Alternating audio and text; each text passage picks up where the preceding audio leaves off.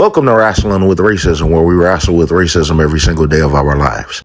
Today is a very special edition of Wrestling with Racism as we are on the road to WrestleMania. Jade Cargill, representing Jamaica, is being racially attacked by white women in the WWE. Javon Evans is being racially attacked by podcasters like Kevin Nash, all with the threat of American Negroes having just a taste of success in the WWE. It's a major issue that we are going to detail. We are also going to detail the Hurt Business and the Hurt Syndicate because there seemed to be a grave misunderstanding in regards to success and representation. We are also going to discuss in detail Kevin Nash's apology and lack thereof, him rescinding his apology, and the comments that he made afterwards, which is a reflection of Triple H views. We are also going to discuss Combs. Actually, that's first. It's a bonus. So all American Negroes, enjoy as we continue to wrestle with racism on the road to WrestleMania. And we will return on Friday live on Twitter X, Instagram, Facebook, and YouTube. Hot in there, Greg, bro. It got hot in there last Thursday. But go ahead, HBK. Hey, followers, Carl, how y'all doing? Hey, what's up, bro? All right, long time no here. I hope y'all been doing well. Man, we listen. We trying to stay consistent and keeping it real, brother. See, you ain't they black. Hey, how you been doing, man? What you been up to? Pretty good, man. I had to focus on my thing. You know, I come in, step in here every once in a while to see what's going on, and then I got to focus on my own thing. We on our season 3. I actually featured you in my season 2 finale. What makes a coon a coon is coon in the form of mental illness, and of course, can the coon be restored? You might want to check that out. I'll put it in a purple pill. Yeah, you come up here. And say you featured me, and you called me a coon. I mean, you probably in episode 4 or 5. You know I got an acronym. You know I got an acronym for the word coon, right? Did you know that? What's that? Oh, you didn't even know that, huh? All right. No, I didn't. I haven't heard from you in a minute. Yeah, well, let me go ahead. I gladly, since you come up here and you... Now, hold on, followers. You know I didn't call you a coon, right? I know I that, said man. that I featured you. I know, brother. Right. I'm clowning with you, brother. I'm clowning with you. But But I'm clowning with you in a good way because it's all good for conversation and everything. Oh, you know it's much love. Come on now. I know that. We got nothing but love for one another, brother. Hey, listen up, but a lot of folks do call me a coon. So, God, they didn't know. I'm a man that's spiritual, and, for whatever reason, 20 years ago, God gave me this ability to come up with acronyms. And here's the acronym for coon, brother. And I love this one, brother. I mean, it just came to me out of the blue. God, look, here it is. You ready? Yeah. Constantly overcoming Negro stereotypes. Really? Call me a coon. You damn right. Constantly overcoming Negro stereotypes.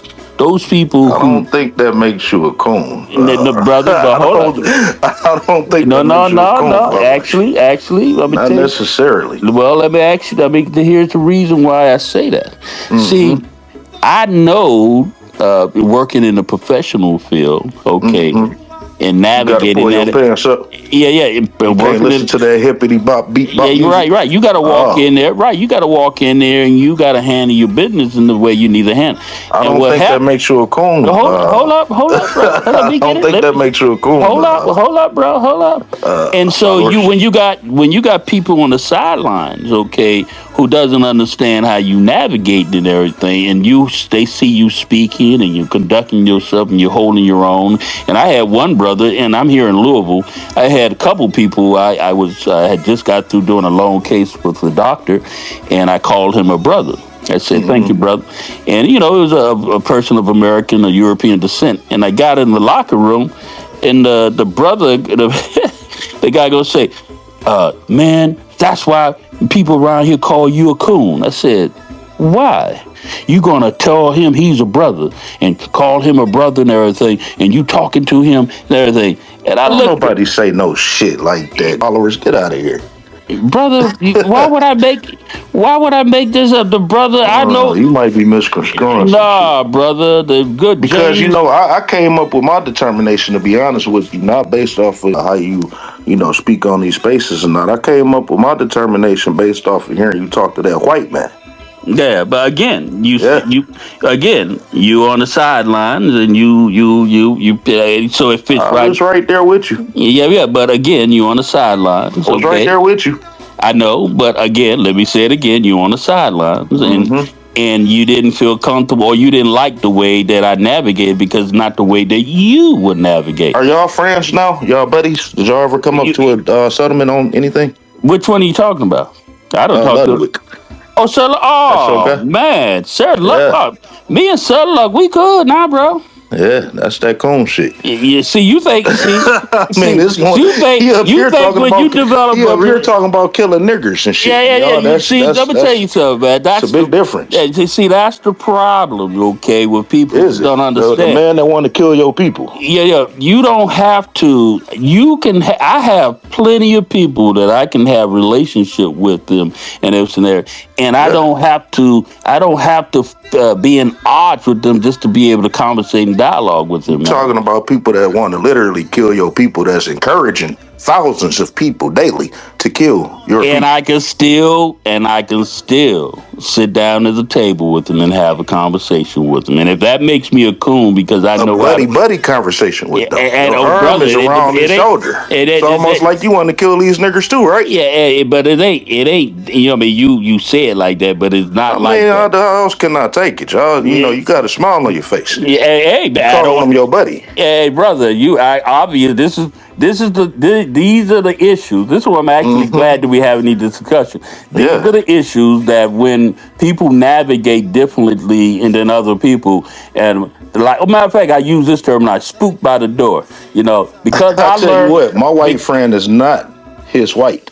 Okay, but my point is that just because I know how to sit down at the table and have dialogue with people and everything, doesn't makes me a coon. I'm only a coon to those people who feel you feel very heavy about my choices of things that I do. So I wanna ask you some questions, man. See if you. No, I mean I've accepted you a long time ago, followers. Yeah, that's okay. Yeah, I know. Like I said, I see you. You say I see it from the sidelines, but I see you, brother. You say you see me, and I appreciate you seeing me.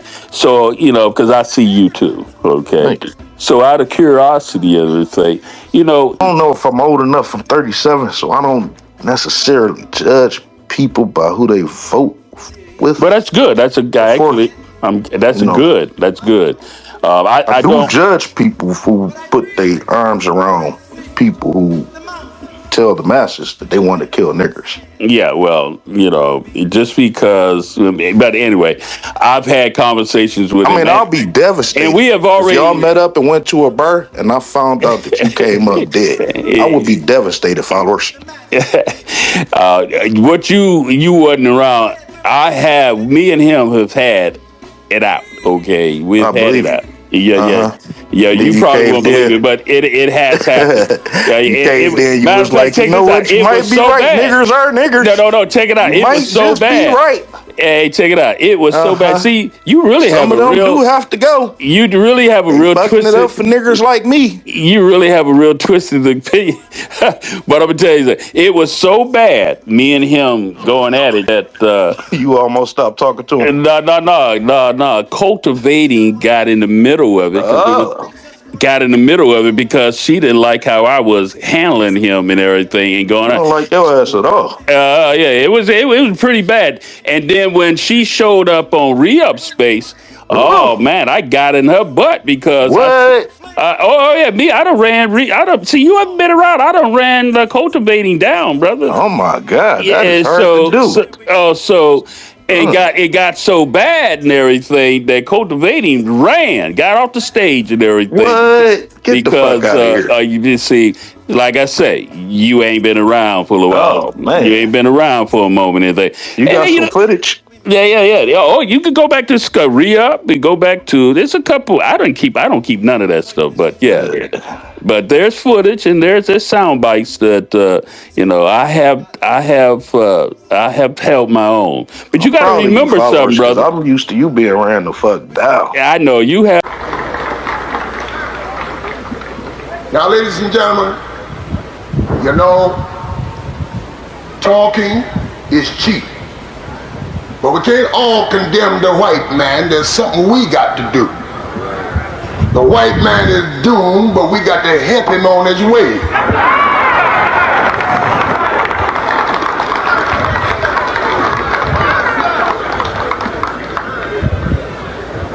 And I don't mean in the jest of hate. I mean according to the plan of divine providence.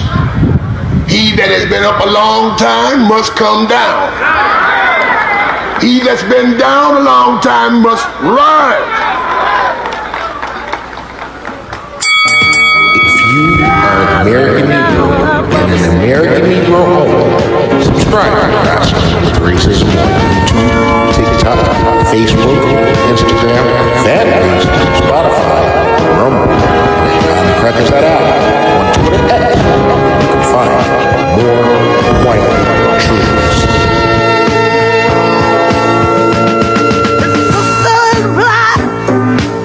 She is sure not pretty, and her skirt is short.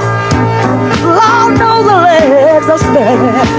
And to walk to school, she's got to get up early with clothes on, but they are never ever dirty. They're living just enough, that's enough for the city. My brother is smart. He's got more sense than many. His patience is long, but soon he won't have any. 'Cause to find a job is like a haystack needle. 'Cause where he lives, they don't use colored people. They're living just enough for the city.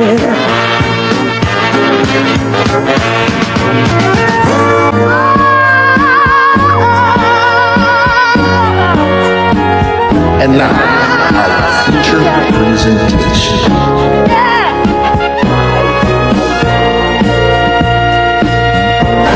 But we can't all condemn the white man. There's something we got to do. The white man is doomed, but we got to help him on his way.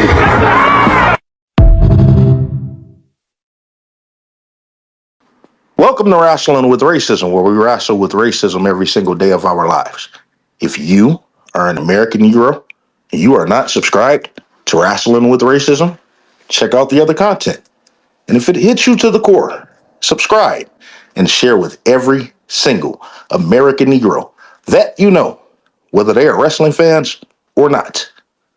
You may also find Wrestling with Racism on YouTube, TikTok, Facebook, Instagram, Fanbase, Spotify, Rumble, and at Non-Crackers at Al on Twitter X, where you can find more white truths. And although we are not as active, we are on Patreon, and we will be active on there soon. I'm joined by my co-host, the owner of a stolen gun. What's up? Good afternoon, Black American family. Good afternoon to you. It is a great afternoon. It really is. Mr. Skills, that's how you doing? What's going on? I'm doing good over here. Hope everybody watching is enjoying themselves and having a good weekend. Yeah, if it wasn't, it's not raining, but it's all cloudy and doomy and shit, but it's warm, I would barbecue. But I'm not about to do that. I done had a lazy day today anyway. I'm tired. I like to move right now. You say what? Blooming, babies getting made right now. Hey, it's springtime. Yeah. You know, so stuff for the big girls, ain't it? You already know. Hate to break it to you. Woo! All right, that is a personal joke. I didn't think that y'all would take that so funny. That's a personal joke over here in this household. Nah, that's funny. That's funny. Black people shit. This is the type of shit that O'Shea go back and tell white folk. Like, you know the niggers get the girls in the wintertime in Texas and da-da-da-da-da. Okay. All right. He one of them big girls, ain't he? He for sure a big girl. We call that nigga Yeah. Iceberg. Huh? We call that nigga Iceberg. That's a big bitch. Oh, man. It's a melted iceberg. Dr. Khalid Muhammad said that you are a melted cube. Melted cube is crazy. Yeah, he melted on him. He did. But hey, if he didn't, O'Shea Jackson Jr. wouldn't be alive today. But we're going to hold off on that to the next edition. I want to thank each and every single American Negro for tuning in to the latest editions of Wrestling with Racism. Last night, I premiered an edition talking specifically about Kevin Nash comments to Javon Evans. We discussed that at the same time of watching Elimination Chamber as to where we had a lot of interference as we never was able to get into the apology or lack thereof. We are going to do that in a second. But it's something that's going on in the WWE right now. Something that's been going on in the WWE for the last, 60 some odd years, 65 some odd years? It's racism. It's racism toward American Negroes. It used to come in the form of exclusion, and now it's just in flat out public ridicule. As Jade Cargill, who is a Jamaican woman, she's a proud Jamaican woman, is being racially attacked by women and white fans alike in the WWE as we speak right now. Let me be clear. Jade Cargill is a Jamaican, but at the end of the day, she's a black woman.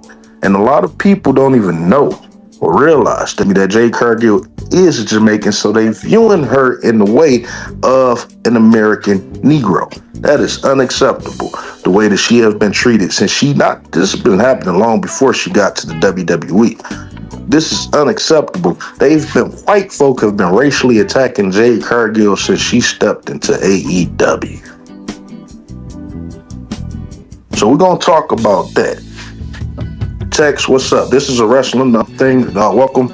You're more than welcome. And if you have anything that you want to contribute to the conversation that we have, and of course, you know that you're more than welcome, brother. But I hope you're doing well. How you doing? Hey, good. How y'all doing? Pretty good. How you feeling? Yo, brother. Good, man. I'm not like a follower of wrestling, but I'm a follower of black people. I know that. Yeah. You know, that's the thing about my program. I do the best I can because the uniqueness about my program is we are viewing racism through the lenses of professional wrestling. If you do know about professional wrestling, it's low-key one and the same. It's operating under a system of white supremacy via anti-blackness. I'm actually glad that you're up here, though, because I know that you are a big advocate of our own institutions, us developing our own institutions and maintaining our own institutions. So I do want to talk to you about that because in pro wrestling, you do have black people that own smaller promotions. They are smaller promotions, but it is black owned. You know what I'm saying? They're not on the level of the WWE in terms of money, viewership, crowd capacity, or even traveling. But they still got a big following in different areas. But you get these guys, and I know two of them personally. I do know two of them personally, who tend to mix it up so that they wouldn't get the scrutiny of it being all black. You know what I'm saying? In an instance, do you believe that and I'm not even just wrestling, but any black person, with the business. Can people file discrimination suits on us if we don't hire them? Well, I don't know if that's even a thing anymore. I don't even know. I think, first of all, I would say that I don't. Most black people would never be accused of that because most black people who are running something would never participate in discrimination. That's just now how we make it. Technically, it's not our nature. It's not our nature, so we don't have to worry about that too much. But I like to see more of what you were talking about. Like I like to see us take it back to the Chitlin circuit, like when we had to face the Negro leagues, and the Chitlin circuit in entertainment. I like to see us go back to that dynamic and support only black-owned record labels, film distributors, and as you say, wrestling interests. You know, I'd love to see us do that. Actually, I would too. The Negro Leagues had a greater depth of talent than the MLB. That's a fact. It's a whole fact. 100%. 100%. Yeah. And that's the thing, like, you believe that it's possible in this day and age? Because it seems like, I was talking to some brothers the other day, it appears like America restrict black people from being able to take care of one another and produce for one another without them trying to infiltrate themselves into everything. You know, I'm 37. I'm from Detroit. And so when I was coming up, you know, I was at the ass end of seeing black Americans have medical facilities, after school programs that may not be so much federally funded, not saying that they weren't receiving funds, but, you know, we were able to take care of one another and look out for one each other, patrol the streets. We took care of the neighborhoods. You know, that we called the police for big crimes and we took care of the little crimes. You know what I'm saying? It appears that America restricted black people, at least in these major cities, from taking care of one another. How do we move on that end, especially if it's on the federal level of black people taking care of one of each other? Developing a Chitlin Circuit League for certain things, music or, you know, anything. Yes, good question, brother. I would say that we are people who unfortunately have to be forced together. We we have to be in a position where, like, we just are backs against the wall and we have nowhere to turn but to ourselves. So to me, they're forcing us to do that because they're edging us out of everything, even in politics, man. You see, like, these Justice Democrats, like, moving black politicians out of their offices. You know, these socialist people are moving, you know, they're moving people into our traditional black strongholds, and they coming in with these, like, you know, like Mondani in New York, you know, these social justice, socialist Democrats are coming for the old guard of the black misleadership class, which might be a good thing in one sense, but that's not what we need. You know, we don't need to replace the good for nothing black Democrats with you know, people who don't even advocate for black people either. So that's the only way we're gonna have to go. We're gonna have no choice but to come together. And see, the thing, I was talking to a couple of guys that's part of the Republican Party, you know, and they was this one guy in Texas. He lived out in Texas, and he was talking about Jasmine Crockett. He said it's not his politics, but he did because he's a Republican, so he don't necessarily care about the guy that won, but he did recognize that the guy that won will do more for Hispanics than he would black Americans. You know what I'm saying? So I'm not too much familiar with her side of politics and what she did for her people, what she promised them or whatnot. I know she received a lot of scrutiny and stuff, but as much as black people kept their foot on the necks of Jasmine Crockett, why can't they do that for the person that beat her? You know what I'm saying? Why won't they do it for the person that beat her? And when it come down to the Republicans, you know, the Republicans is anti-Democrat, but I don't see them putting out candidates, black American candidates for black people. You know what I'm saying? It's now to the point where we sometimes got to look at certain black Republicans as coons because it appears they don't even have a black first mindset. And he's out in Texas, And I noted that we in a dangerous situation. Black Americans is in a dangerous situation right now. If you are not already, I need all Black Americans to take a good look at your screen for a few ticks. Because there are more Hispanics, legal Hispanics, on paper than there are Black Americans, at least by 20 million. You know what I'm saying? So even if ICE was to get rid of any illegal in every corner, we still outnumbered by a large number. You know what I'm saying? So it appears that it seems like the Republican nowadays is to take you out of the community. How do you feel about that? Yeah, man. Just I get in where think. you fit in. Yeah, man. I think the black Republicans are not black first. They don't even. They along with their party don't even want to acknowledge racism and discrimination. And they think we're going to get it out the mud, by elbow grease and hard work. And that's not how it works in America. America, like Yvette Carnell of the Pados Foundation tells us, it's government that creates winners and losers. So there's so much to say on this. Jasmine Crockett, I don't even know why she ran for senator, because when you run for senator, you got to have a wider appeal, or whiter appeal rather. Right. So, Yeah. I think she stepped out of her boots too soon. She should have stayed in that position and tried to make the best of it, but then she tried to get too big for her britches, and she tried to, a lot of white people don't like that sassiness that she had, box body, bad built, bleach blonde. They don't like that stuff.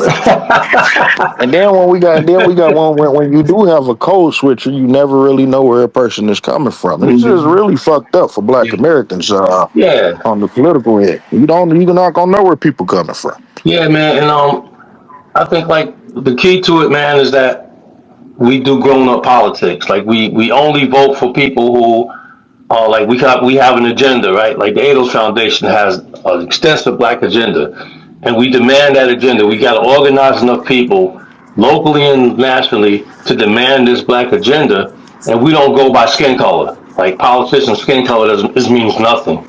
We might have to weaponize a hillbilly to get our agenda. You know what I'm saying? So that's the key, man. Like political education, getting black people to really master the political system, like the electoral system. Like we don't even vote in the primaries. Right. They definitely don't make that forefront. It's crazy because all of these celebrities that have popped out over the last 3 decades, 2 or 3 decades, vote or die campaigns and all this shit, but they don't never put that much effort behind the local campaigns. They really don't. And it's like, I don't know, everybody playing the game. And it's all anti-Negro. It's amazing. To the point to where, you got people out here delineating white folk and saying that they don't operate under the same construct of anti-blackness. What's up with that? Excuse me, under the same construct of white supremacy. That's funny. That's funny as hell. Which again turns us against our own people. I just wanted to note that cycle right there. Yeah, because when we talk about white supremacy, I like to use the term white domination. Whites and their institutions dominate every area of people activity through networks of hundreds or thousands of organizations or institutions. So this is how white supremacy or white domination manifests through networks of hundreds of organizations, right? So, and we are to, I don't think we could flip the whole table, but if we are to survive and cut out our rightful percentage of power, then we have to organize a network of institutions as well to try to fight back that power or gain some power or protection for ourselves. But the problem is, brother HBK, that a lot of black people are traumatized by leaders being assassinated, organizations being infiltrated, that they're afraid to organize. And they say things like, we don't need a leader. We don't need leaders. And that's tragic. They have taken our leaders down in front of our face. And I do believe that. You know what I'm saying? That's why I say people go hard on the ones that say there's nothing that we could really do. But then again, like I said, America prevents. America prevents. America prevents. And they prevent Black Americans overall from doing anything. You know what I'm saying? It's a big Arab community where I'm at. You know, they don't have to go and ask white folk for shit. They could take care of their own politics. They could take care of their own community. They could take care of their own education. You know, Hispanics in a lot of areas could do the same thing. Asians in a lot of areas could do the same thing. But America still makes it to where we have to rely on America and solely on America and not the strength of our people. Well, what I would say to that, brother, those Arab people are organized, right? Yeah. But they don't do for themselves. They still extract what they need from the government. They might not ask white people for nothing, but they damn sure getting it from the government and all the Right. groups, Yeah. and everybody I does meant to that. kind of, Mhm. yeah, I meant to kind of separate that because it's available for them. But at the same time, I do got to note that they don't have to jump through any types of hoops to get that shit either. Well, that's because they're organized and they demand it. Like we're not organized about like when we vote people in office, we don't have no demands. Like we don't say, well, we want ABC or you won't get our vote. We just automatically vote for skin color or the Democratic Party or names that we recognize and stuff like that. We're not Yeah. organized like under like these Arab people. They have organizations, man, and the Asians have organizations. White folks, Italians have organizations. Irish have organizations. Canadians have organizations. Nigerians have organizations. So the parties and candidates, they come to these people and say, what is it that you demand and what is it that you want? They don't do that to black people because black people are not organized to demand anything.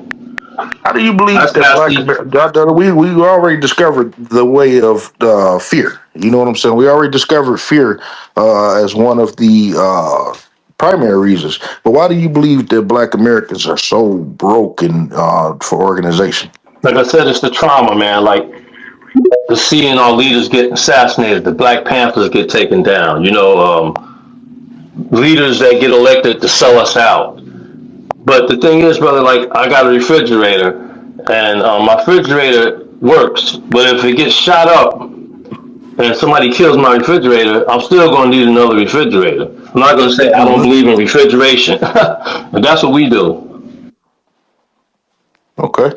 You got to keep Uh, organizing down to the last man, like a whack-a-mole, bro. That's you got to yeah. keep rising back Can't up. stop. Yeah, can't give That's up. why we wrestle with racism. Sassy Lady Forever, how you doing? Welcome to Wrestling with Racism. Hey, sassy. Hey, good Hey, afternoon. How y'all doing? great. Texwell, host, co-host, two co-hosts. How y'all doing? I How you was doing? scanning. It says Rhea Ripley is racist. Now, is she the wrestler? Yeah. Hmm. Okay. Well, here's the thing. She's from Australia, Yes. and all of them that come here are racist. They don't have a percentage of blacks. They think we're the underclass, and they Yeah. believe that. So, but I'm not surprised. Triple H is racist. Oh yeah. Big time. So I think all of them are, and it's just a learned behavior they haven't overcome. I believe when people come here, they need to take a class Yes. about how not to be racist. But look at here, America's But you racist. know that's that. But I was gonna say America is racist. They only coming to their brothers and sisters. They only Yeah, coming to their nature. yeah. So I'm glad and they, that you pointed out that about Australia too, because that has been one of my major arguments over the last 2 years when it came down to Rhea Ripley specifically. You got to look at where she came from. yeah. So we're gonna break down everything Rhea Ripley. We just really getting started. We're gonna break down everything Rhea Ripley so you can see how everything formed to where we are today. So I'm glad that you And will brought you up the explain what she did? I mean, well back in 2000. What was it? 2013. uh-huh. She liked some Instagram posts from her father in Oh, Australia, from her father, to where they Skims. Do you? I got it. I just had an account that was suspended. I had all this stuff bookmarked was in like my account. it was like a picture of a black baby in a shopping cart. Yeah, black baby in a Like shopping the caption said, "Get used to looking through those bars." Yeah, it was a black baby in a hilarious. shop. Yeah. She was liking these posts that was coming from her father. There was another one too that was trying to find this one post if they still got it up. I'm trying to find it. Yeah. So I mean, So she made a lot of homophobic comments and stuff too over Twitch. She was just people figure it as she's a young wild girl, you know what I'm saying? But she apologized to the LGBTQ community. She apologized to them, and she never apologized for Black Americans. It's crazy because I always ask, do white person have to call you a nigger to your face in order to be racist? These are true feelings that she had. These are true feelings that obviously she have. She got a lot of powers in the WWE. She don't advocate for American Negro women. You know what I'm saying? She don't try to do nothing to empower. And I see her encouraging and empowering other white women and even men in the WWE and in pro wrestling overall. And she don't do it for Black Americans. I firmly believe that she injured Bianca Belair on purpose last year too. You know what I'm saying? I don't know. Do anybody know that anybody that's a well-known racist that grew out of that and atoned for that? Do anybody know anybody throughout history that's ever done that? I don't. You know, she still, if you view us in certain ways, and Black people are known to be are labeled racist for viewing white people in certain ways.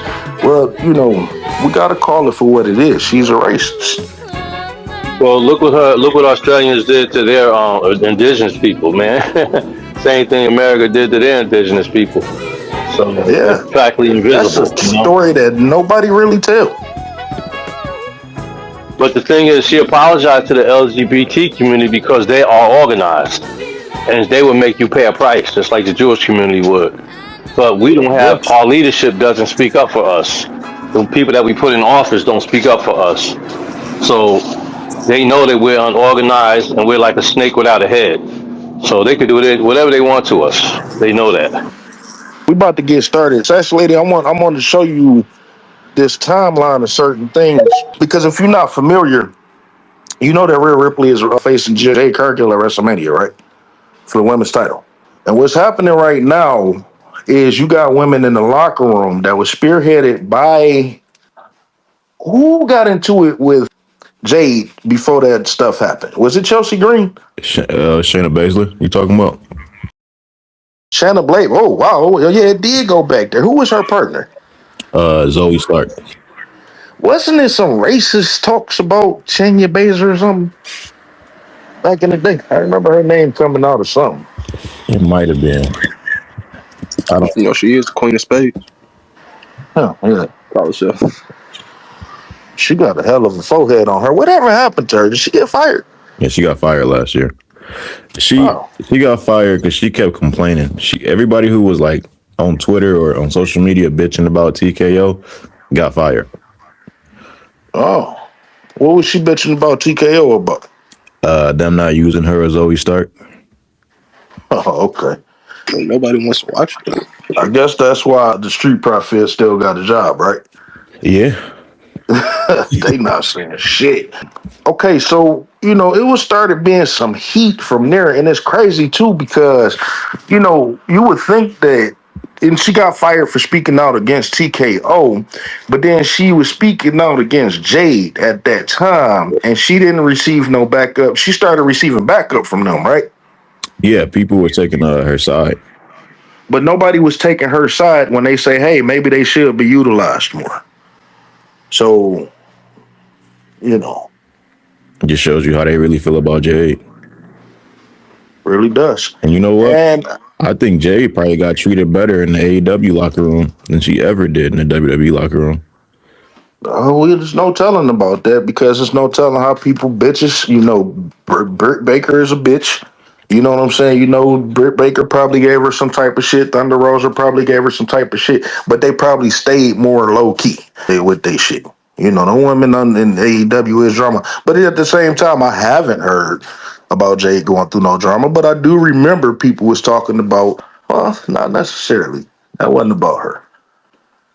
Jade Cargill, where did she come from? Let's talk about Jade Cargill. Where did she come from? Where did AEW, this new organization, just come out with this glamazon of a woman? Mm-hmm. She was on Instagram. You know, she was one of those fitness influencer models selling flat tummy tees and training courses.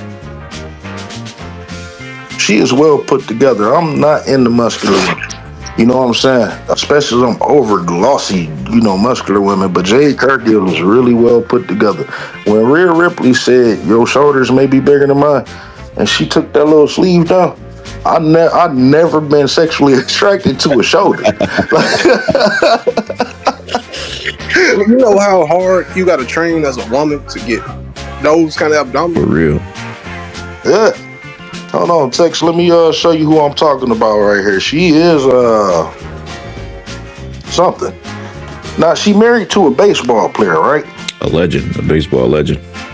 A baseball legend. I'm not into baseball, and generally when people mention his name, they let it be known exactly how legendary he is, right? Yeah. So she not necessarily doing this for money, right? She not necessarily wrestling for money, right? Oh, no. I don't think it's for money. I think she's trying to use it as a springboard to get in Hollywood, though. Okay. In which she definitely has a look. She definitely has character, right? Agree. Now, this woman came into AEW. White folk talk about her work, her lack of training, which, by the way, she did have a lack of true training. It's like they damn near rushed her out there, right? Mm-hmm. Since she came out, though, you can't see no nerves or nothing. No matter how bad she may have been in the ring or as she was progressing, we still seen a great deal of confidence from her, right? Yeah. She has otherworldly confidence to an almost narcissistic degree, to be honest with you. Like, she could botch 100 times in a match. And all she got to do is just turn that one angle and all is forgiven, right? Right. Oh, you always on vacation? Why are you a champion and you on vacation? She's like, keep talking. I'll go on another one. Now, for the record, this is something throughout history that white folk can't stand, right? Yeah. I mean, imagine if Booker T, as great as he is, and let's say that he was 10 years in the business, started acting like that, he'll be dead, wouldn't he? Of course, yeah. Be dead as hell. White folk can't stand to see a confident Negro. They can't stand to see a confident melanated person. And she has all the means to be confident. I mean, didn't AEW, and I'm being serious, didn't AEW and the WWE throw rose petals at her feet? I mean, Jade is set. I mean, financially wise, you can't hold shit over her. Like, she is a self-made woman. She is established. And that is what these bitches in the locker room can't stand. Chelsea Green, she needs her job. Piper Niven, they need the WWE chick. Seriously. Jade don't need this shit. Seriously, because Chelsea Green is a woman that's been supporting her household financially for how long? Years. Her husband just got a decent paying job, didn't he? I wonder what she had to do to finally get on that job. Let me stop. Don't necessarily have to wonder now. Come on now. We already know how these bitches get down. Jade didn't have to suck and fuck nobody to get to the position, and I believe that that's what Rhea Ripley is truly upset about. But I want y'all to notice something too. You know what I'm saying? Because she wasn't really getting too much heat. And, people really been quiet over the last couple of months when it come down to Jade Cargill and stuff. But then I got an update last week about Bianca Belair.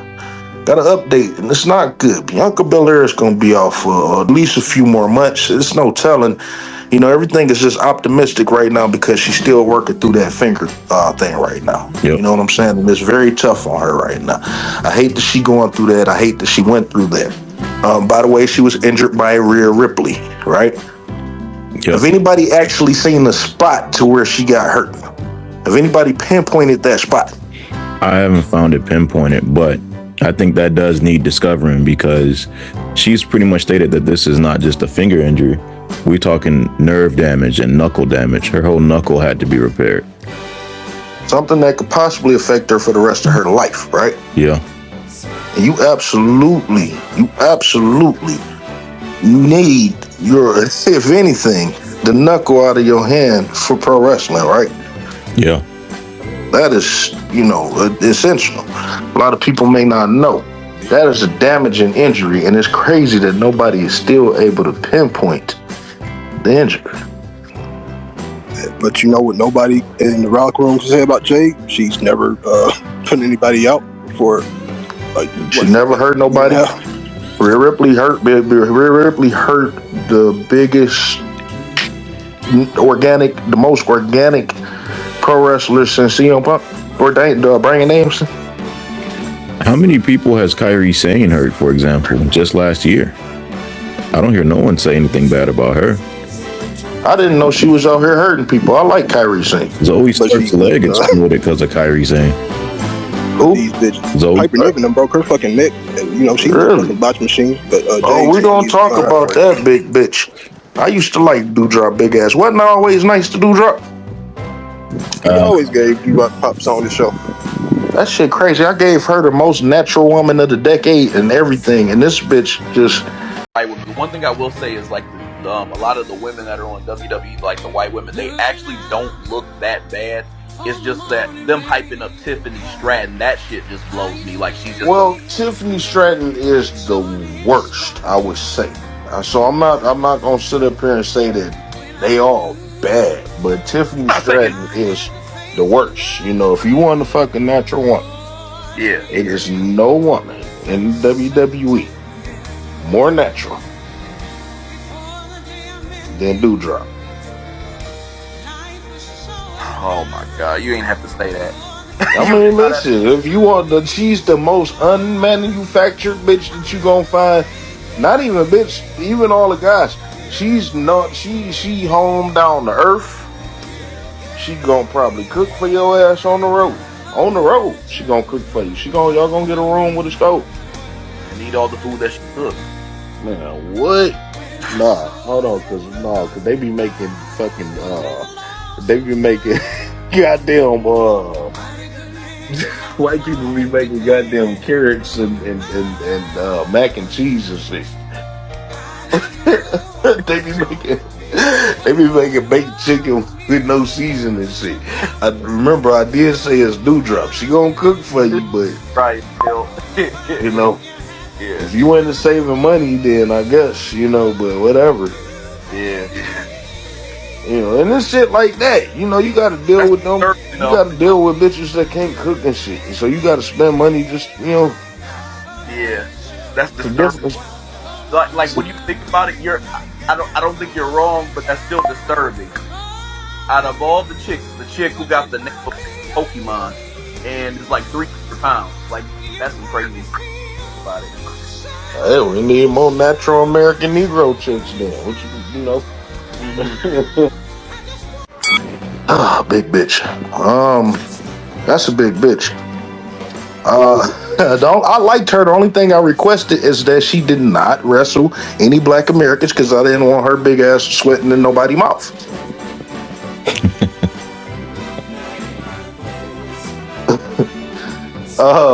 And Bianca had to wrestle her a lot. That's crazy. Just picking her big ass up. I mean, those were some of her worst matches. I've never seen so many missed spots in the Bianca match until she wrestled Piper. I just liked how she just always picked her big ass up and dropped her big ass down. That's a big bitch. She looked like my man's off of Cheers, the big nigga with. Oh no! Norman? What's up, Norman? My nipples. It's freezing out there. The big motherfucker with the curls at the end of the bar. Damn. Making your way in the world today. Oh, man. So, the stuff happened down in AEW, okay? So, like I said, it's not... Some people are just larger than life. You know what I'm saying? In wrestling. You know what I'm saying? You get that sometimes, and Jade Cargill just so happened to be the one. Throughout wrestling history, would you say that Jade Cargill is the first melanated person to have that aura in wrestling? Not bad. I don't think she's the first, but I mean, you got to give. Well, what black melanated wrestler throughout history had a natural presence, a natural aura, and a natural, you have to be at the top from day one? I mean, I could see it in Elijah Holyfield. I could see it in Trick Williams. I could see it in I could see it in D'Lo Brown, but they don't. Bobby Lashley, probably. Bobby Lashley, they did. Ah, man. You That's Skims, you is still new, man. You don't know what pissed me off in this motherfucker. It's all good. No, I know why you don't fuck with Big Bobby. We got to normalize not calling him a black champ. I mean, I agree. It's just the disrespect. You know what I'm saying? I agree. It's just that, it's just like finding out your favorite white wrestler is racist. It's just finding out that a Hispanic man want to, a man that you thought was black all your life want to erase your blackness. I understand. Oh, you a bitch for that. Fuck him. But he do have that. And it's crazy because they could never portray Bobby Lashley as Brock Lesnar, right? Never. And Brock, he came immediately after Brock left. They were talking about it at that time, like, oh, give him ECW champion. They made him a Rumble selection for the ECW champion. They used him to present that as a credible world championship option, but then never put him on that pedestal like they needed to. Undertaker just overlooked him like, nigga, what? You remember that shit? Yeah. Like, nigga, please. He hit him with that. And that's crazy because it seemed like he could have been even more of a monster than Batista, right? Definitely. And it sucks that it took them 13 years to use him in that way. Well, they didn't have no options at that time. And actually, that came so much out the fucking blue. I mean, that literally came out the blue.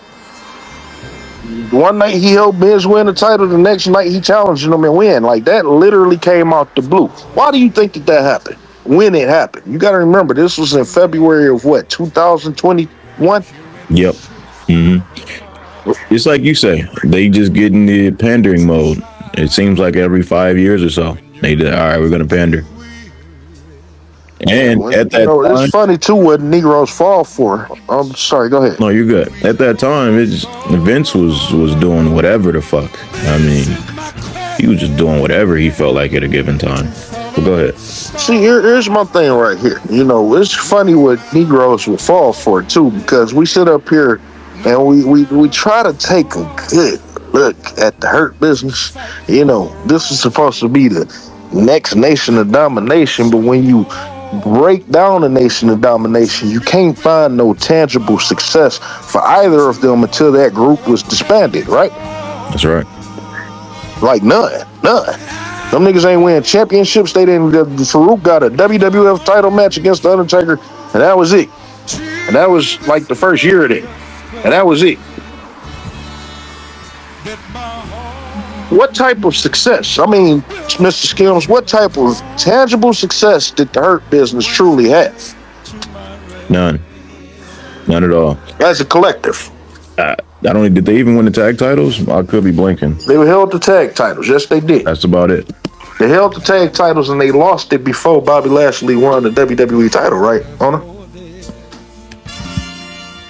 Ooh. Something like that, a little bit before or after. But what I remember specifically about he had the U.S. title. He had the U.S. title. Now, see, that's why I say as a collective, and this is where we could go on to Shelton Benjamin, a little bit of AEW, because we've gone a little Shelton Benjamin, a little bit of AEW, because Bobby Lashley was successful in the Hurt Business. He held the United States Championship. He defended the United States Championship.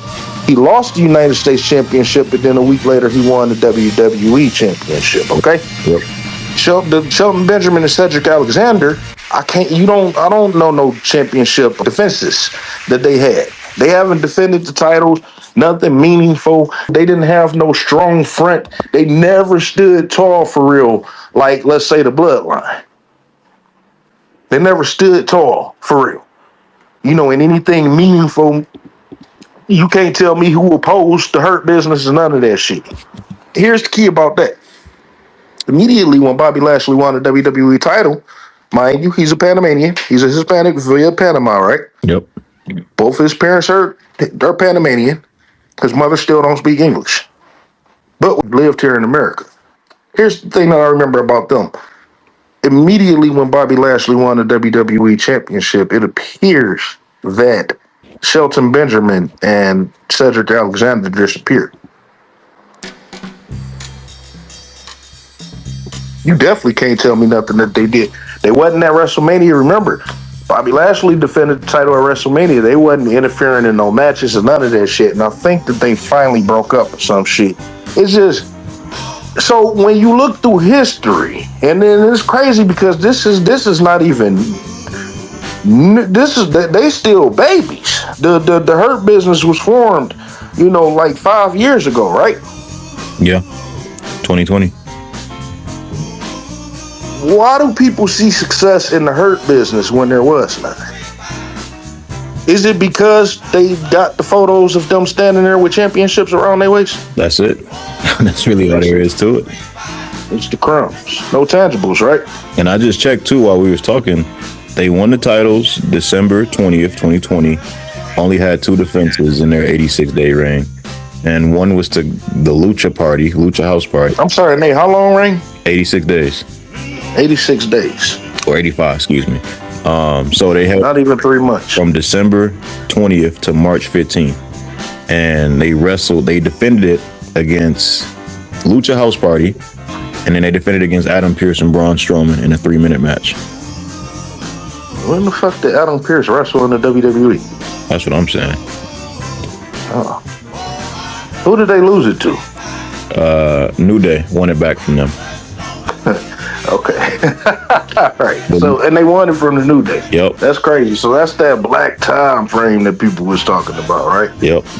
The rule of one. This is when black people was all, I was jumping on my seat. Oh my God, we got niggers as WWE champion, the Intercontinental champion, the U.S. champion, the tag team champ. It was just all black thought in that motherfucker, right? Apollo Crews was the Intercontinental champion or some shit, U.S. champion. All them tethers, everybody, Kofi Kingston is a Ghanaian. You got the Nigerian Apollo Crews. You got fucking Big E, who was the Jamaican Monster Terrier. All these tethers, you know what I'm saying? Just sound a lot like right now, or how they pander. Black excellence. It's black excellence, right?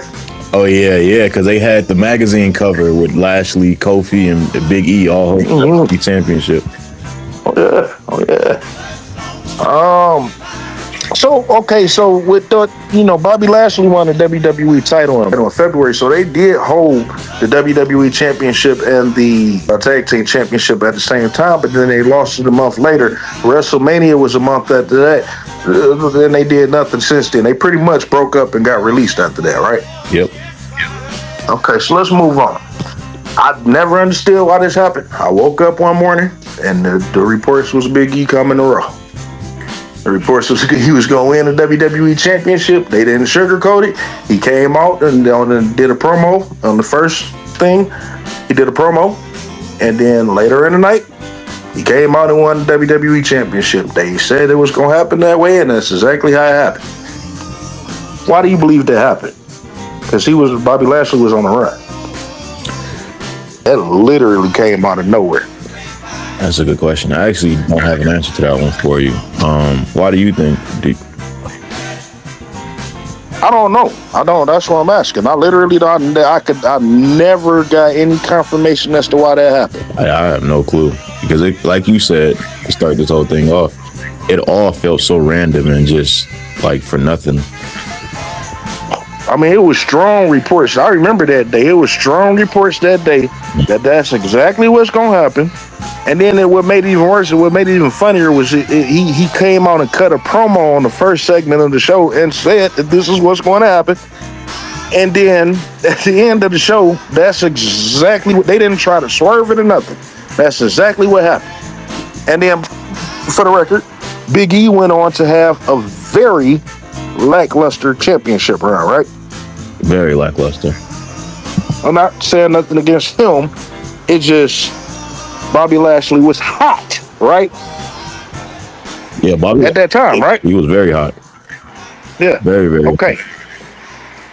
I'm looking at this shit right now. So don't you think that 2021 was more of an experiment so they could say, hey, how would people take it if we were to have a certain amount of black people, melanated people, have success at one time, even up to the WWE Championship? How would people take and react to that? Do you believe that was an experiment? I do think it was an experiment because I'm looking at the dates now. He won it in September, Big E, and then they did their roster shakeup in October. Wasn't that what broke him up with the New Day? What was it the shakeup before? I think they broke up before. They was broken up by the time he won the WWE Championship. Okay. Yeah. I think that then it points to nothing. Because he was on SmackDown. The WWE Championship was on Raw. New Day was on Raw. He had to come from SmackDown to come to Raw to win that championship. It's crazy because I don't think Roman Reigns just got started on his run during that time. And you didn't even entertain that. Brock Lesnar won it back on day one in 2022. And then he moved back to SmackDown after. So, yeah, okay. Yeah, that was an experiment. There's no other logic for it. Now, Brock Lesnar beat him. What happened? Did he get hurt or something? Something happened. No. He didn't pin him, did he? No, he didn't pin him. Brock Lesnar won because Roman Reigns had COVID. Brock was supposed to face Lesnar, and Brock was supposed to win the title from Roman, but Roman got COVID, so they said, "Fuck it, put him in the match for the WWE title." That is crazy how they let that white man come in there and do everything that he do. For real. Brock needs some type of title. I mean, I get it. When it comes down to Brock Lesnar, I said this a long time ago. I said it when he was beating John Cena the way that he was. You know, when he came back, psychologically, it only makes sense for him to be that way. It really does say a lot about the WWE roster. But then when you do get people your size, such as Braun Strowman, who's bigger than you, Roman Reigns, who, you know, somewhat can match up with you size-wise, Bobby Lashley, who matches up, y'all are the same. Big E, y'all are the same. You're a little bigger, but, you know, these guys can match up with you and you just make them like they just pieces of shit. So, you know, I just don't understand how they allow that to happen. I'm shocked that Brock Lesnar would even want that to happen, honestly. But then again, Brock Lesnar don't give a fuck about the business, right? Sure don't. This was back in the day, he was mixing it in with the Kurt Angles and the Chris Benoit and the John Cenas and the Eddie Guerreros and all that shit. You know, he had some besides John Cena, he had some real deal vets, right? He did. Where he was working with. But he said it's the concussions. He says he doesn't remember a day of that first run he had before he left. I don't care what he said. That shit is documented. You don't remember any of it, though? I guess that's what he says. Shit, he's still alive. He took a lot of hits in the UFC. He was getting his ass whooped towards the end of it. Oh, he talking about the concussions that he got from the UFC? Yeah. Oh. I mean, he probably don't. I'm not doubting it. You know, the concussions is a thing. Maybe he can't give you dementia and, you know, all that other different stuff. But like I said, it's all documented. He could go back and see his stellar career. Well, the UFC didn't work out. He went back. He said, fuck the business. Just give me the money. So, you know, for some reason, to move on, they went to the Royal Rumble and had Bobby Lashley because Big E never got a rematch, right? No, because then you got hurt. After SmackDown. Yeah. Unfortunate. So Bobby Lashley get a rematch at the Royal Rumble and he win. Something happened. Something ain't right. Something not right because Bobby Lashley got it back. But he got a match at the Royal Rumble with Brock Lesnar and won by disqualification. Yep. So how did Bobby get the title back? The WWE title? Yeah. Bobby beat Brock at the Royal Rumble. And then Brock won So wait, Elimination Chamber. He pinned Brock Lesnar? Yes. In 2022. I thought that what's his name was defending the title. And he lost Brock Lesnar lost by disqualification. So I don't know. Here's a timeline. Big E beat Bobby in September of 21. And then day one, Brock beat all of them in the Fatal 5-Way. And then Bobby got it back at the Royal Rumble. And then Brock won the Chamber the next month. Right.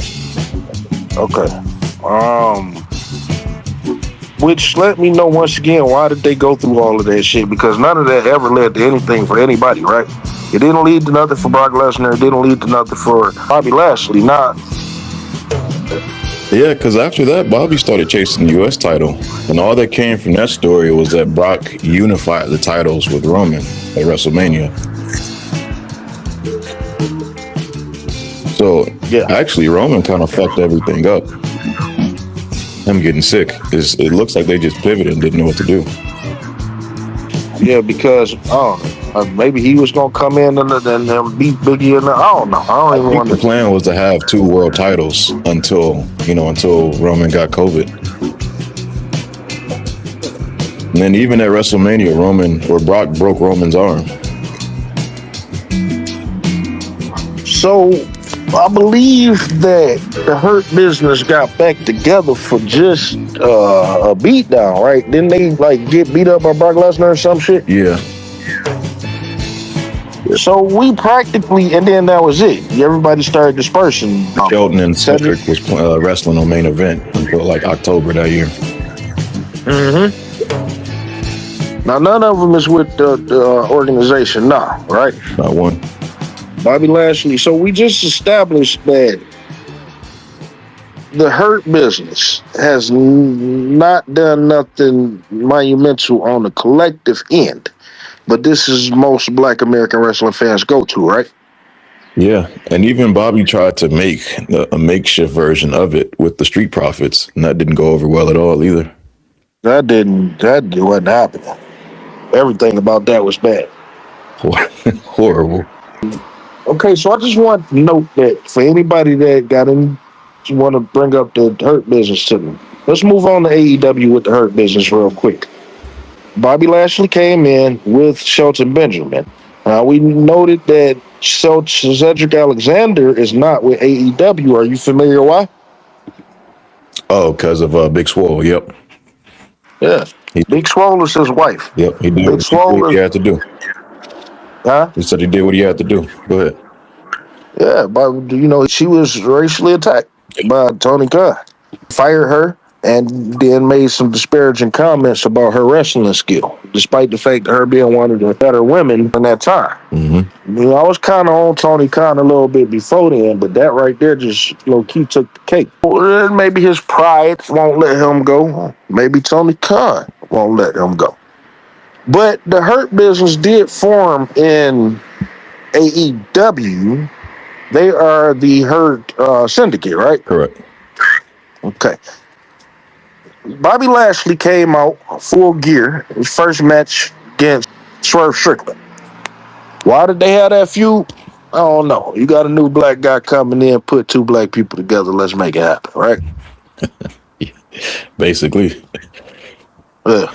They did that. Bobby Lashley flexed his veterans card and took the win, came out onto the podium and said, when the lady asked him, how do you feel about being in the company? You're a former black champion. Swerve is a former black champion. She asked something around that range about how do he feel being in a company that embraces black people like that. And he said, stop the presses. It's want to stay black. We love my champion. This is a champion. Want to stay black. We love my color. I just love myself. Actually, a former black world champion. Oh, let me see. I don't like that. I don't like that black champion. It's just a champion. See, we've normalized this already, and that's what I want to do with it. Winning a title as a black champion, and there's other black champions here. We can kind of erase that word now. We could just say champion. It could be a black champion. It could be Asian champion. It can be Latin champion. It can be any champion. So we've already normalized that, so we can kind of erase that black champion, and it's just champion now. I would not limit our employment demands to Negroes. I would include Puerto Ricans and other minorities throughout our country, which have been similarly discriminated against, though not for so long a period of time as Negroes. Puerto Ricans weren't enslaved. This is a problem that stems from slavery. And this compensation, this compensation is coming to people who were enslaved by the white man for 400 years. The Puerto Ricans don't even fit into this picture. Well, they do fit into it. No, they do fit into it. The problem is the Negro problem. They're not lynching Puerto Ricans. If a dark-skinned Puerto Rican went down to Mississippi, he probably would be lynched too. Spanish, he wouldn't be lynched. No, they don't. It's a Negro here, and as long as he can speak Spanish or some other language, or if he ties his head up with a turban or something, he can go anywhere in Mississippi or in your home that he desires. You're not aware of the fact, are you, that African students have been arrested in our demonstrations in the South? When they speak French. When they have been mistaken for the so-called Negro in America, they've been arrested. What I'm saying is that many Puerto Ricans are mistaken for Negroes. I do not think discrimination stems only from slavery. Let me turn to... My pleasure. Okay, well, how about we start off a little bit about your background growing up, what your home life was like, how'd you get involved with sports growing up and stuff? Okay. My dad was in the Army, so we traveled all over the place. My family's from Panama, so my dad joined the U.S. Army, so he brought us over to the United States, and that's when he started having me and my kid. I have 3 older sisters, and we traveled all over the place. We went in Kansas for a while, and then I lived in Germany for about 4 years. In other words, you did not grow up around black kids. You did not grow up around black people. You don't have an American Negro experience. You're not black, Mr. Brown man. We done normalized this. Black people done won the championship. Asian people done won the championship. White people done won the championship. It don't matter. We need to erase this black crap, pretty much. Right? Despite the fact that black people, specifically black Americans, this is where he's out of place for speaking as a Hispanic, have not achieved any real success, right? Good. On that level, right? Yep. He held the WWE Championship. We often talk about follow-up. Isn't he technically the first ever 2-time WWE or world champion in the WWE? Bobby? Yeah. He might. Technically. Yeah, technically, I think he is, yeah. Yeah, Booker never won the world title again. Kofi never won the world title again, that little Ghanaian. No, yeah, you're right. Big E never won it, yeah. We often talk about follow-ups, but we also talk about the follow-up because he did win it again and only held it for that month, right? Yeah, and if you count that bullshit ECW title, 3.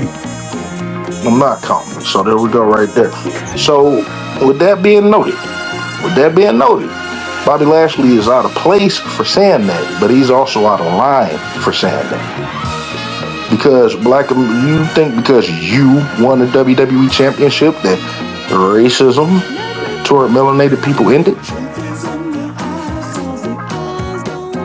Now, white folk was telling me that AEW wasn't racist because they did that. Since then, Bobby Lashley has went on a tear of erasing blackness. He had a match against Private Party for the tag team titles, beat them, they disappeared, only to be seen once just a couple of weeks ago for no reason out of a whole year and a half, right? Yeah. Okay. He beat what's his name? Brian Keith. When he was teaming with Big Bill, always made a fool out of him. And always made a fool. They beat the shit out of Mike Bailey and Kevin Knight. This was during his title reign and stuff. And then Bobby Lashley now is hurt. Okay, Shelton Benjamin has been receiving high praises for him to be a Negro at the age of 50 and still being the gold standard inside that ring. You have white folk questioning why he has never won the WWE Championship. They don't like my answer, but whatever. You got white folk questioning why he's never been champion. Now, at this time, Tony Khan has an opportunity to change all of that narrative, and Bobby Lashley is hurt. Mr. Skims, where's Shelton Benjamin? Shelton Benjamin, he at home on the couch. Bobby Lashley has done excellent erasing blackness in AEW. He succeeded. He did what he said he wanted to do. Yeah. So I just want to know, for anybody that's out here, if y'all can dispute anything that we say about the Hurt Business / Hurt Syndicate as the fact that they have not had no tangible success, do so. But in the meantime, stop putting the Hurt Business in my face as an example. Please. That's not an example at all. Shit, Shelton can't even get a match in Ring of Honor. Well, no. But white folk talking about how well Lee Johnson doing, Lee Moriarty doing down there, right? Yeah, they are. They love him. Let's move on real quick because when we did the program last week, Duke broke the news that Kevin Knight was going to receive an AEW World Championship match. Oh my God. And bad. We all, I knew how the outcome was going to be. I just didn't know the severity of it. But I told people that, with the rise of Trick Williams, his presence, because we got to talk about Trick Williams. It's a big misconception right now about Trick Williams. They got this man everywhere. But I'm noticing something. We've been keeping track that it appears they don't have no clear direction for Royce Keys, Powerhouse Hobbs. They don't have no clear direction for Obafemi. They still haven't decided whether he gonna be on Raw or SmackDown, right? Right.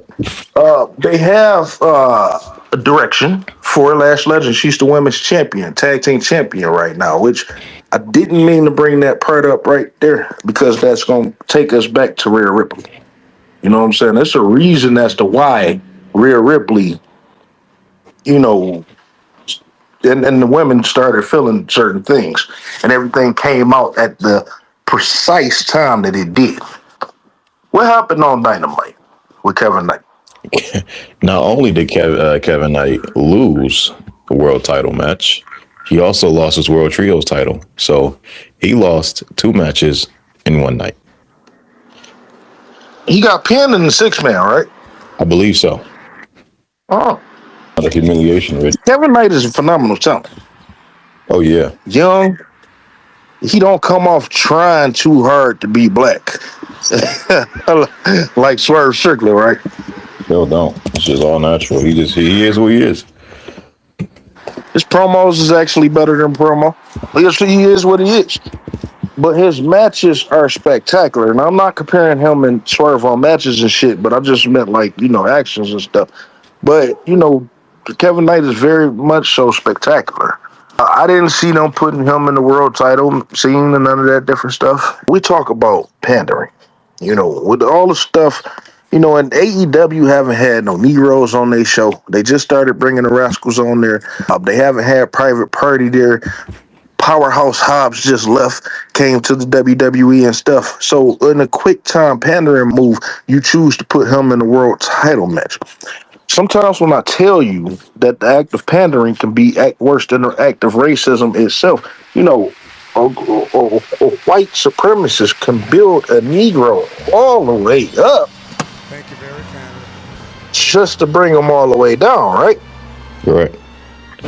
Again, we talk about Kofi Kingston, the follow-up. Never won a WWE championship, never had any tangible feuds even since then.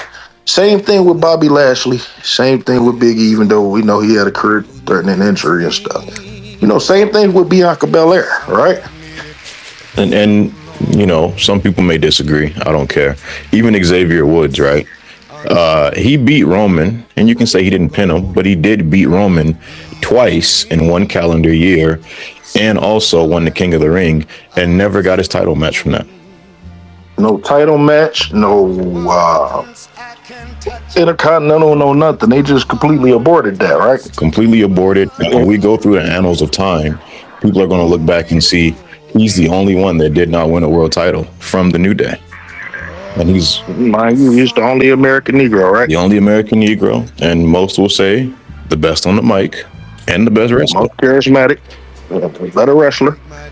And, you know, I got a lot of respect for Big E. I try not to say too much publicly. I mean, what did this nigga give you in the ring? Oh man, clotheslines, running off the ropes. I mean, power slammer too.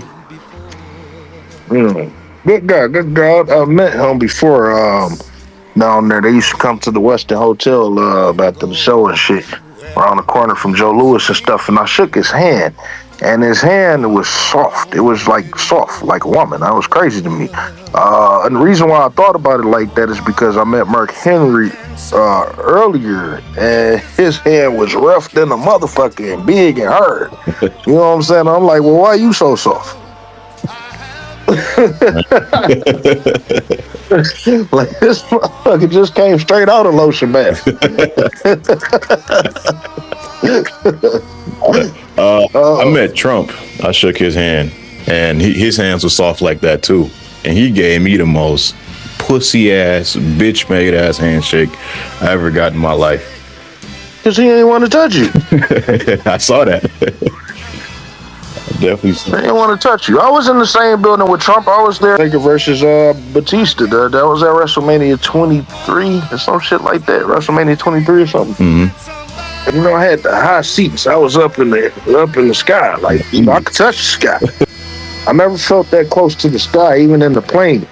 And so I didn't know till later on, you know, a couple of weeks later when I saw the show that they was dropping the money down. You know, people getting $100 bills and shit. You know, $50, $100 bills and shit. And I never knew. I didn't even see it. Damn. I could have got all my goddamn money back. I spent down there $300 for a seat. That was so fucking high. But I had a ball. I was in a good section. Okay, so, you know, the act of pandering, you know, like I said, they don't hesitate to bring a Negro all the way up just to bring the Negro all the way down. Now, in this instance, I'm not going to sit up here and say that they're bringing Kevin Knight all the way down. I do believe that this happened. He may turn heel.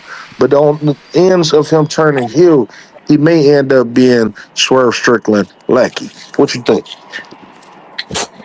I think that does look to be where it's going. The AEW shills are telling me that it's just not his time yet. He's 29 and just give him time and he'll eventually. I'm so tired of hearing that shit. He'll be a world title player. Like, all right, that's not what it's looking like. I'm so tired of hearing about Negro times and all this other different shit. Javon Evans 21 and he still need to wait his time. But you say that like Javon Evans' psychology is out this world, I think. Out of the world. For him to be the type of wrestler that he is, he actually provide psychology. You know, when you punch him, he gonna look like he got punched. Yep. You know, even a lot of his jumping things, he's very careful at where he pick his spots. And I credit, you know, white folk call me a racist, but I credit Shawn Michaels for that. You know, I know Shawn Michaels' work when I see it. And Javon Evans learned from the best storyteller in the history of pro wrestling. Not saying that I don't want Shawn Michaels unseated. He got to go. But in the meantime, you did pretty damn good with your boy. And I'm trying to figure out what is we waiting on? What's the holdup? You know, we got WrestleMania coming up here in a couple of weeks. It's confirmed that we got Cody Rhodes versus Randy Orton for the WWE Championship in 2026. Mm-hmm. It's confirmed that we got CM Punk versus Roman Reigns for the World Heavyweight Championship in 2026. What else is confirmed for this card? Sound like 2014. Shit. The women's title matches, not EO, my bad, Backer. You got Jade and Rhea, and I believe Rhea gonna try to sabotage Jade. That promo last night, Jade showed Rhea Ripley ass up, didn't she? Sure did. This bitch was it was funny too because Russell Westbrook had a press conference a couple of days ago, and the white press was pressing though. Because they got a sorry ass record. They was pressing them and giving them hell. But so this is your time. This is the floor to say it. Any questions? I mean, this is the time. I just think in sports when It's the time. teams don't have success, Right. they're up. You think that we should have success, right? Do you feel that way?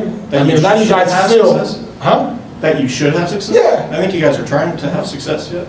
Okay, cool. That's good. What about you? What you think? people be writing some nasty shit about Russell Westbrook. And he kind of checked a couple of them on it, and when he asked the one reporter, what did you say? Why don't you tell me what you said? The guy just stuttered and shook so bad. I don't think this is professional. That's the vibes that Rhea Ripley gave me yesterday when Jade Cargill broke her down. Mm-hmm. I got those same vibes too. People could sit up here and say that the attacks that these women have put Jade Cargill under over the last couple of weeks is a work to try to do some type of damage control, but this is real. White women are really intimidated, it seems, by Jade Cargill. Intimidated, jealous, and that's all there is to it. I've heard someone say that she has too much of a type A personality. I've never heard that in a sport-like environment. In a business sport-like environment, I was about to say. In a business, like, come on, I have too much of a type A personality. I mean, what is she supposed to do? For this to be pro wrestling, a lot of these whites, they are really fucking soft. Seriously. They're soft-minded, and I'm talking about for this to be pro wrestling. You know what I'm saying? If people personally attack a basketball player or a football player, any other sports, that could be different. But wrestling is what drives emotion like no other, right? Pro wrestling is what drives emotion like no other, right? It drives it psychologically, physically, and emotionally all at the same time. So on social media is the only really chance they get to vent and express that without looking fucking crazy, right? Yeah. Okay, even though some people, Pekka Ron is that motherfucker is. I can imagine what's going on his page right now. Man, you started the space off inviting him. I looked at it. I'm like, I don't know if I should join. I ain't got good shit to say to that boy. I need some help dealing with this motherfucker. I can't take the brunt of that on by myself no more. I ain't gonna lie, man. It ain't gonna be nice me talking to that nigga. It's not. I don't expect it to be. I'm not looking for that. I just need some help sometimes, man. I be needing to drink some water and shit. And with this motherfucker, I gotta keep, that's, man. You gonna need a whole army behind that. Hey, I can handle the motherfucker, but just, today is cool. No yard work. What?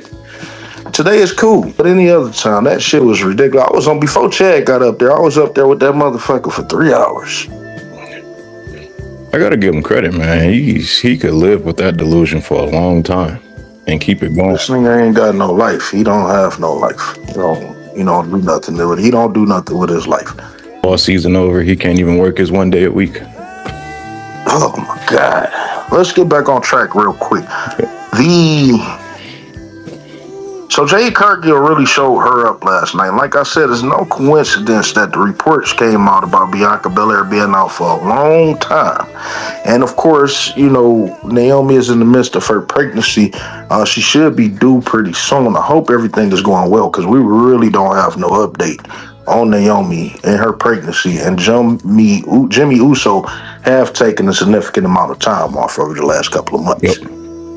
Which I do want to talk about that too, by the way. The Usos being tag team champions. Actually, we could hold that to next week's show. Yeah, let's hold the tag team titles to next week's show. But, so now that it's confirmed that Bianca Belair is going to have this amount of time. And I do want to kind of merge this in with Kevin Nash comments. I don't know where the hell Honor is. Let me see where Honor is at. This is where I need him for. Give me 2 seconds. You got it. While we transition, I know I do got some friends listening in on the show. One of my friends had a question for you, HBK. What did he say? First of all, what is your friend's ethnicity? Okay, he's not an American Negro. He is. I don't get questioned by any motherfucking body. Fair enough. But he is. What's the question? He is melanated though.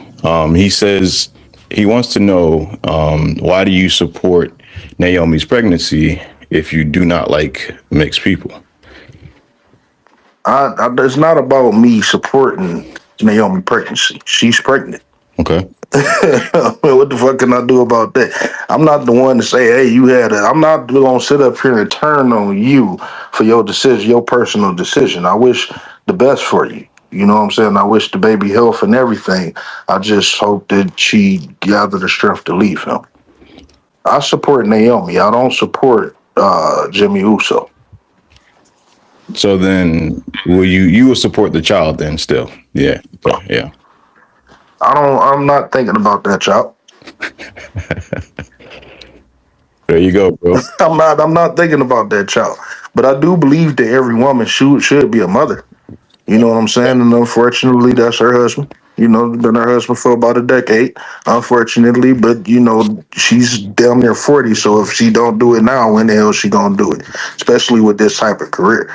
So I'm not, you know, I don't care about the child. I care about Naomi. The fact that she was a mother, I can't put her down for having a child. There you go. It's funny that a tether would ask that. What you think? You gonna be accepted? I don't dismiss you. You stay in your lane, and I'm in mine. You know. There you go, bro. I know you're listening right now, so there's the answer to your question.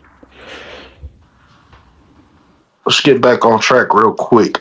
So let's tie this in with Kevin Nash real quick. You know, let's tie this in with Kevin Nash real quick. We have already established over the last year and a half. But see, I was coming at it from the angle of we already had, now mind you, this is before the pregnancy, this is before the injury and everything. We had in the locker room the New Day, the Street Profits, Bianca Belair, B-Fab, Naomi. And even before Jay Cargill got here, I was kind of saying this type of stuff. We already established asking the question, how would the WWE locker room take it when you have so many Negroes and or melanated people coming into the locker room at one time, when you already had Bianca Belair, the New Day, Bianca Belair, the New Day, Naomi, Street Profits, B-Fab, you know, Jay Cargill, those people in the locker room, but then you got to bring up Trick Williams and Javon Evans and Lash Legend and Obafemi and you know, all these other people. How would the locker room take it with what they already have and what's coming? How long will it take before that natural tension boil over in the locker room? Okay. Mm-hmm. I didn't think it'd happen so soon. Then again, these are white folk. You know what I'm saying? Trick Williams is picking up. I mean, just it's organically happening. Trick Williams is like people really, really, really getting behind him. Lash Legend, you know, Lash Legend was set up to fail. She was set up to fail in NXT, and she was set up to fail in the WWE, and she is succeeding. She is really good with what she do and how she do it. She really, truly get this business. And mind you, these are two people that couldn't tell you nothing about pro wrestling before 2020, right? That's right. Talking about nature. Okay, so first of all, take what just happened away with the stuff with Jade. A year from now, 2 years from now, how do you believe that the locker room is going to take that? These Negroes. Well, we talked about this before, so I'll kind of repeat what I said back then. You're going to have jealousy. You're going to have animosity. You're going to have threats from wrestlers to the front office. You're going to have a lot more politicking of, hey, you know, they're not as good as me. You know, they're not going to say because they're black, but they're going to besmirch. Because you already got people questioning Trick Williams' work. Yes, they're going to question Davon Evans' age. They never want to give an American Negro, or any black wrestler for that matter, their credit when it comes to work rate. I mean, how many, you know, melanated wrestlers are given that credit of their work rate? You have Shelton Benjamin, you have Jay Lethal, and Booker T. Booker T. That's it. And everyone else, it's always, oh, they're so careful. As much of a workhorse, because people may not realize how much of a workhorse D'Lo Brown actually was. D'Lo Brown. I'm surprised that D'Lo Brown don't get that credit, especially from the people that's been there. Phenomenal. You know, before 1999, he was working. Phenomenal worker. Phenomenal. One of my favorite matches of all times to this day would still be D'Lo Brown versus Val Venus in, I believe, Unforgiven 1998. They opened the card in like a 15, 20-minute man. Man, I rewinded that tape so much. I've seen multiple thousands and thousands of matches in my life, and to this day, D'Lo Brown still has the best frog splash I've ever seen. Best frog splash and the best leg drop. We talk about hang time. We talk about impact. We talk about not missing and actually hitting your target. It is D'Lo by far. He was much better than Eddie Guerrero. He was much better than Rob Van Dam in regards to the frog splash, right? Absolutely.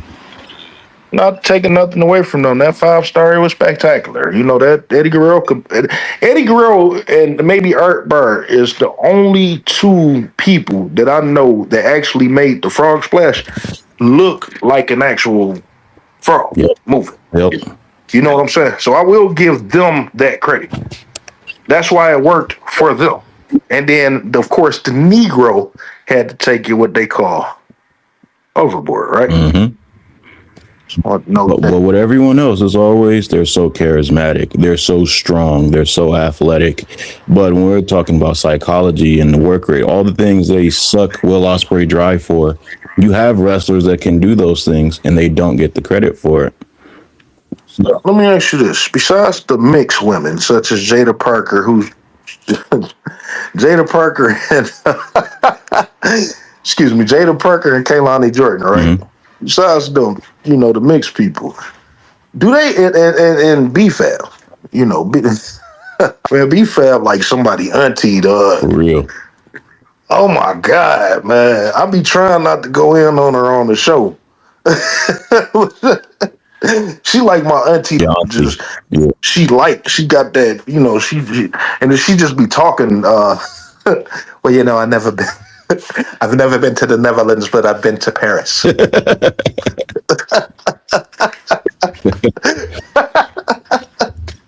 The WWE gave me the advantage to travel all around the world, but I've never been to the Netherlands. She like Tina Turner when she got that accent.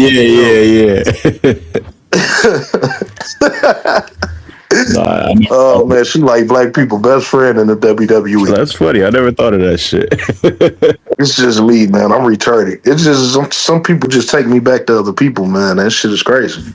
So anyway, it's B-Fab and because I'm trying to get to this big point right quick because based off the reports, we kind of touched on it the other day, and I do want to get the other guys up here when we talk about this. We could make this a major discussion. Yep. But are those women, those three women in particular, are they the only ones that shaped like, and when I say shape, I don't mean titties and ass, but just normal women, right? Mm-hmm. They the only ones, right?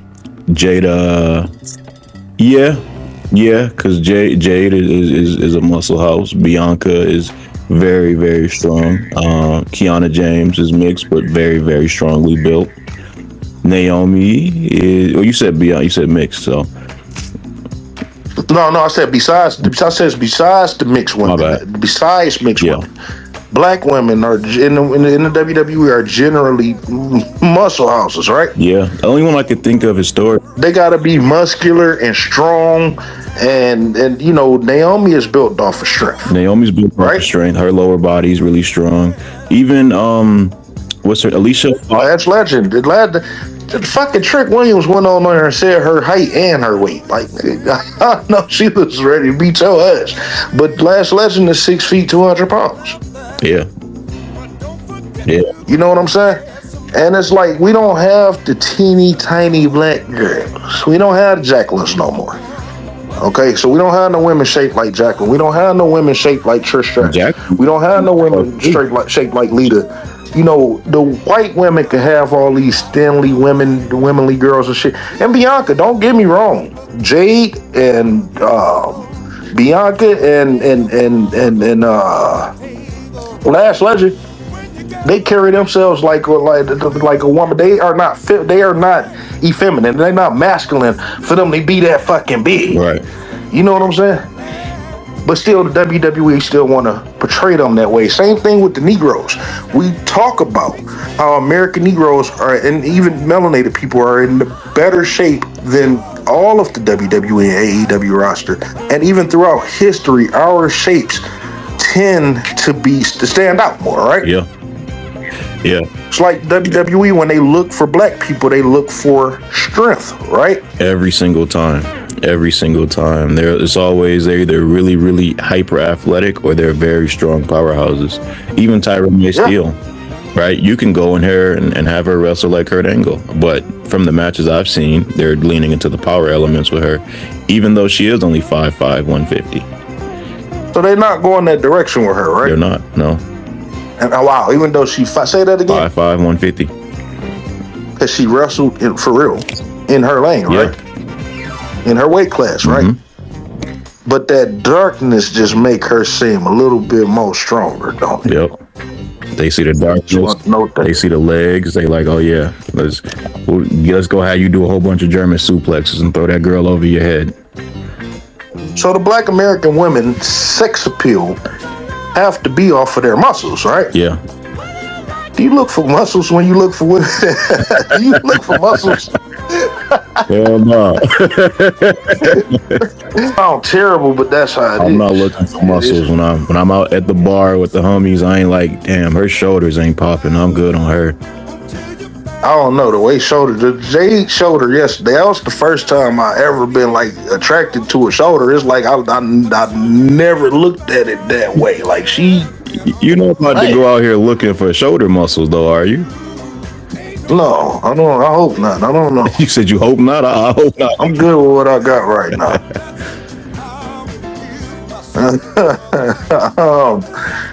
But this is how the WWE wants to present. I mean, who are and mind you, WWE had powerhouse white women. They got Jordan Grace, who looked disgusting, right? Oh, yeah. She was fat. She just got that, right? That's a meatball. Well, she was a meatball. Yeah. Chyna, Nicole Bass. But white women always came off more masculine when they had that. They don't know how to, balance being, feminine and being muscular. Black women have that ability in that type of field, right? Yeah, and the only one who I can think of tries, and Rhea's not even super muscly, but her idea of femininity is being a hoe out here on Twitter. Yeah. So I guess. Rolling that black makeup and shit. Are there any feminine women with black makeup on? Are they considered feminine? They can be. It depends on how they put it together. But I'm talking like Rhea, like when she on the gram, rolling her shorts up real high, showing the coochie meat. Like that's what I'm talking about. That's our idea of femininity. Shit. Owners. I just wanted to note that because the reports coming out a couple of weeks ago, and I think we touched on this, was the WWE were looking for strong, muscle-bound, as of right now, bodybuilders. They had the new class come out with a lot of immigrant whites. You know what I'm saying? And then they never showed no pictures, but they reported that they have that Triple H is being forced to, integrate American, or I keep saying American Negroes, black people, into their institution. So they going after specifically bodybuilders, right? Yeah. Okay. So I have to note that real quick. Yep. Okay, now the owner back. Owner, you ready? I want to say this really quickly while we transition. It's a bit of a off topic. NXT Vengeance Day is today, and I want to say there are no non-mixed American Negroes on the program. I'm glad. I actually forgot that show was coming up. I knew that it was coming, and I meant to touch on that. There's not a single non-mixed American Negro person wrestling. You got the full card? I want to hear the full card. I got the full card. You ready? Yeah. Joe Hendry versus Ricky Saints for the NXT Championship. Izzy Dame versus Tatum Paxley for the Women's North American Championship. Lola Vice versus Kalani Jordan in an underground match. Jada Parker versus Blake Monroe in a street fight. And Tony D'Angelo. Oh, I'm sorry. There's one. Dion Lennox. Okay. Dion Lennox. So you didn't get my messages last night? Let me see. Did I? Right. It's in the group chat. It don't show me the text in my. This is just it just makes it hard for us for me to. It's just it really do, and it's crazy because I don't know how the hell. Oh shit! we gonna hold off to next week for that. Wow. Yeah, we're gonna hold off to next week for that. Just I don't feel like getting into that right now. Okay, so didn't know. I don't know how that went past me, and I did all of that. I don't know how that went past me. We're gonna get into that next week. Oh my god! Let's finish with the card. No, that's the last match. 5 matches. No non-mixed American music. Okay, now the single one, and that's the so.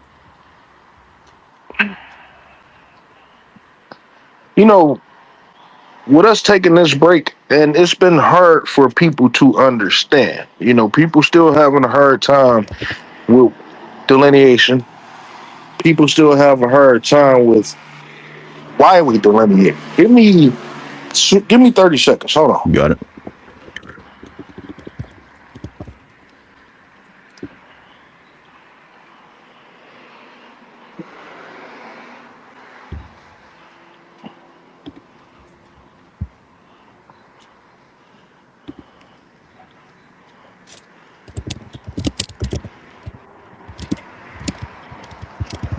Okay, people still having a hard time with delineation, understanding. People still have a hard time with why we delineate. As a matter of fact, people take our form of delineation as hate. Again, with the expense of not giving the answer to the person that asked the question. Just know that there's been a battle on that. But it is important for us to delineate because I say when you strip the WWE and AEW, pro wrestling, all the way down to its draws, you come to find the last ones out brokenhearted are American Negroes. But it is very important to delineate because we are the last ones out the box, and we can't have all of these people having success in our name and they are not going home with us. You know what I'm saying? Yep. I like Jada Parker. Just to show you what I mean. I give credit where credit is due. Even if these are racist whites, I can still give Triple H credit for the work that he has done inside the ring, throughout my childhood, right? Same thing with Hulk Hogan. I give credit where credit is due, but I still, I give you everything. I condemn you in this fucking time, right? Mm-hmm. If a melanated person step out of line, then of course they get checked.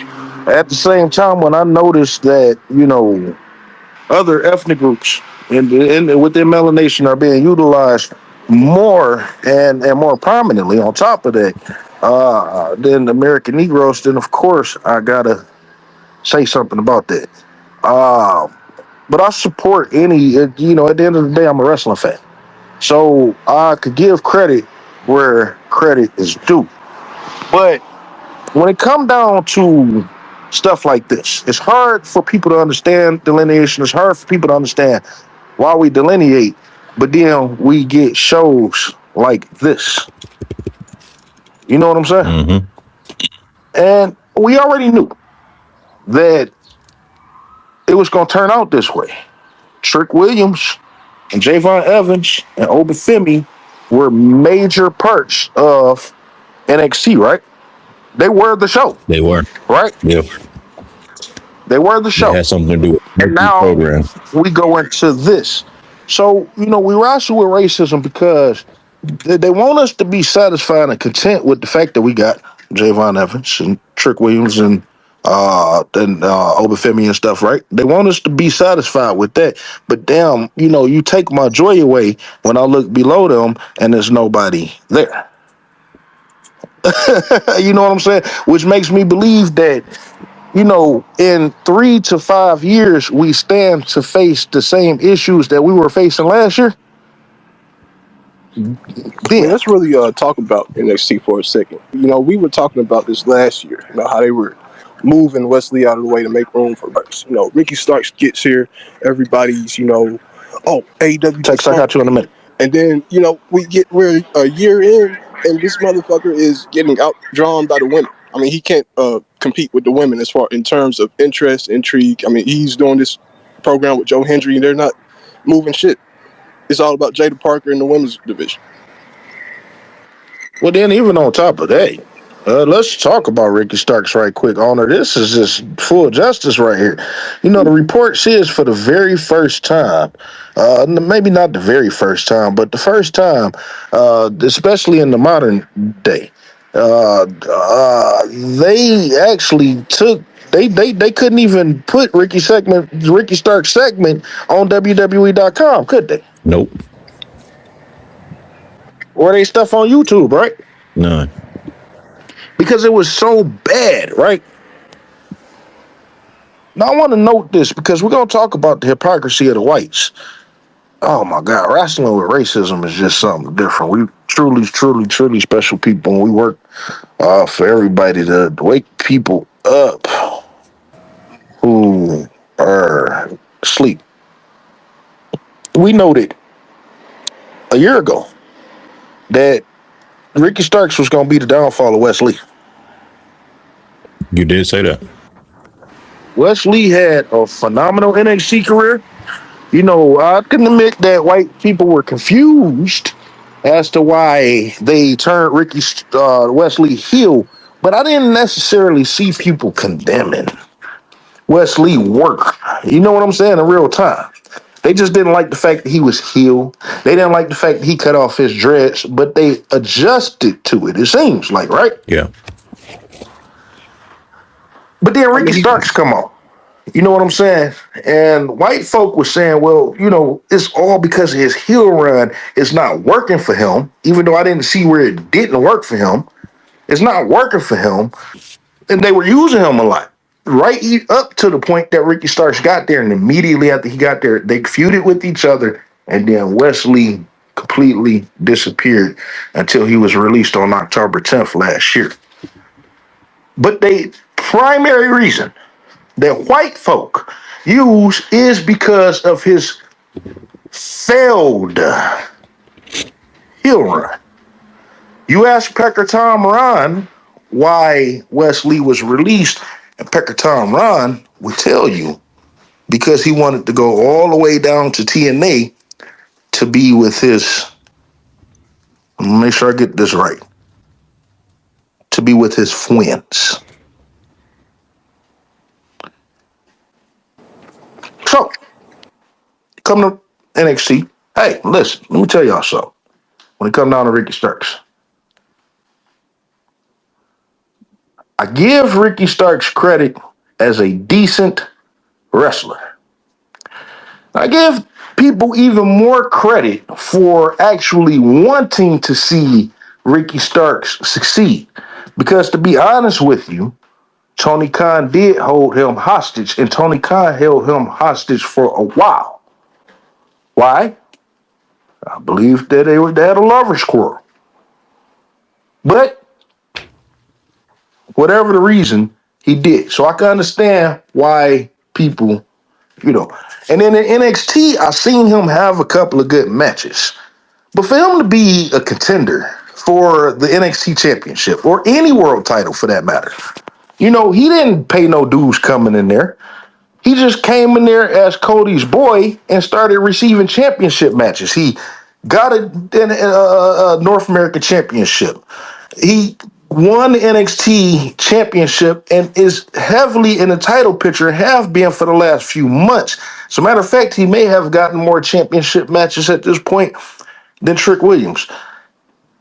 I mean, they treated him like this blue chip 5-star recruit. I mean, and I never understood it. Like, he was just a regular ass wrestler. He was all right. He looked like a popsicle stick. He looked like he could give you a hell of an opener, or he looked like he could give you a downer. You know what I'm saying? Like, you got to go to the bathroom and shit. We've been sitting in these seats for a long ass time. You know, let's go get some pizza or something. Get a hot dog. Get a beer.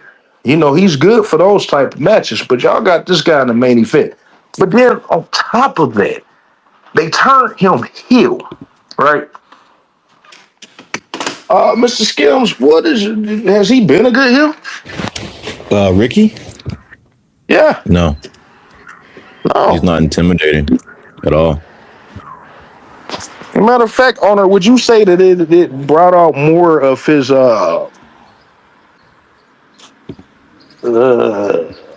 feminine I think side? he works best as a heel, but that's because I mean, I'm biased. I already don't like the motherfucker, so I'm going in ready to boo him. So for me, he works best as a heel. But he really don't. He just, ever since he been a heel, I always knew that he was a fruit. All right. But ever since he became a heel, it's like it's more apparent. I mean, he's not tough. Whenever you see a gay guy try to act tough, he gonna show how gay he is. Man. No, I'd have seen this gay guy run up on this one guy and get his ass whooped at least 4 times. Like, dog, why you keep running up on this nigga?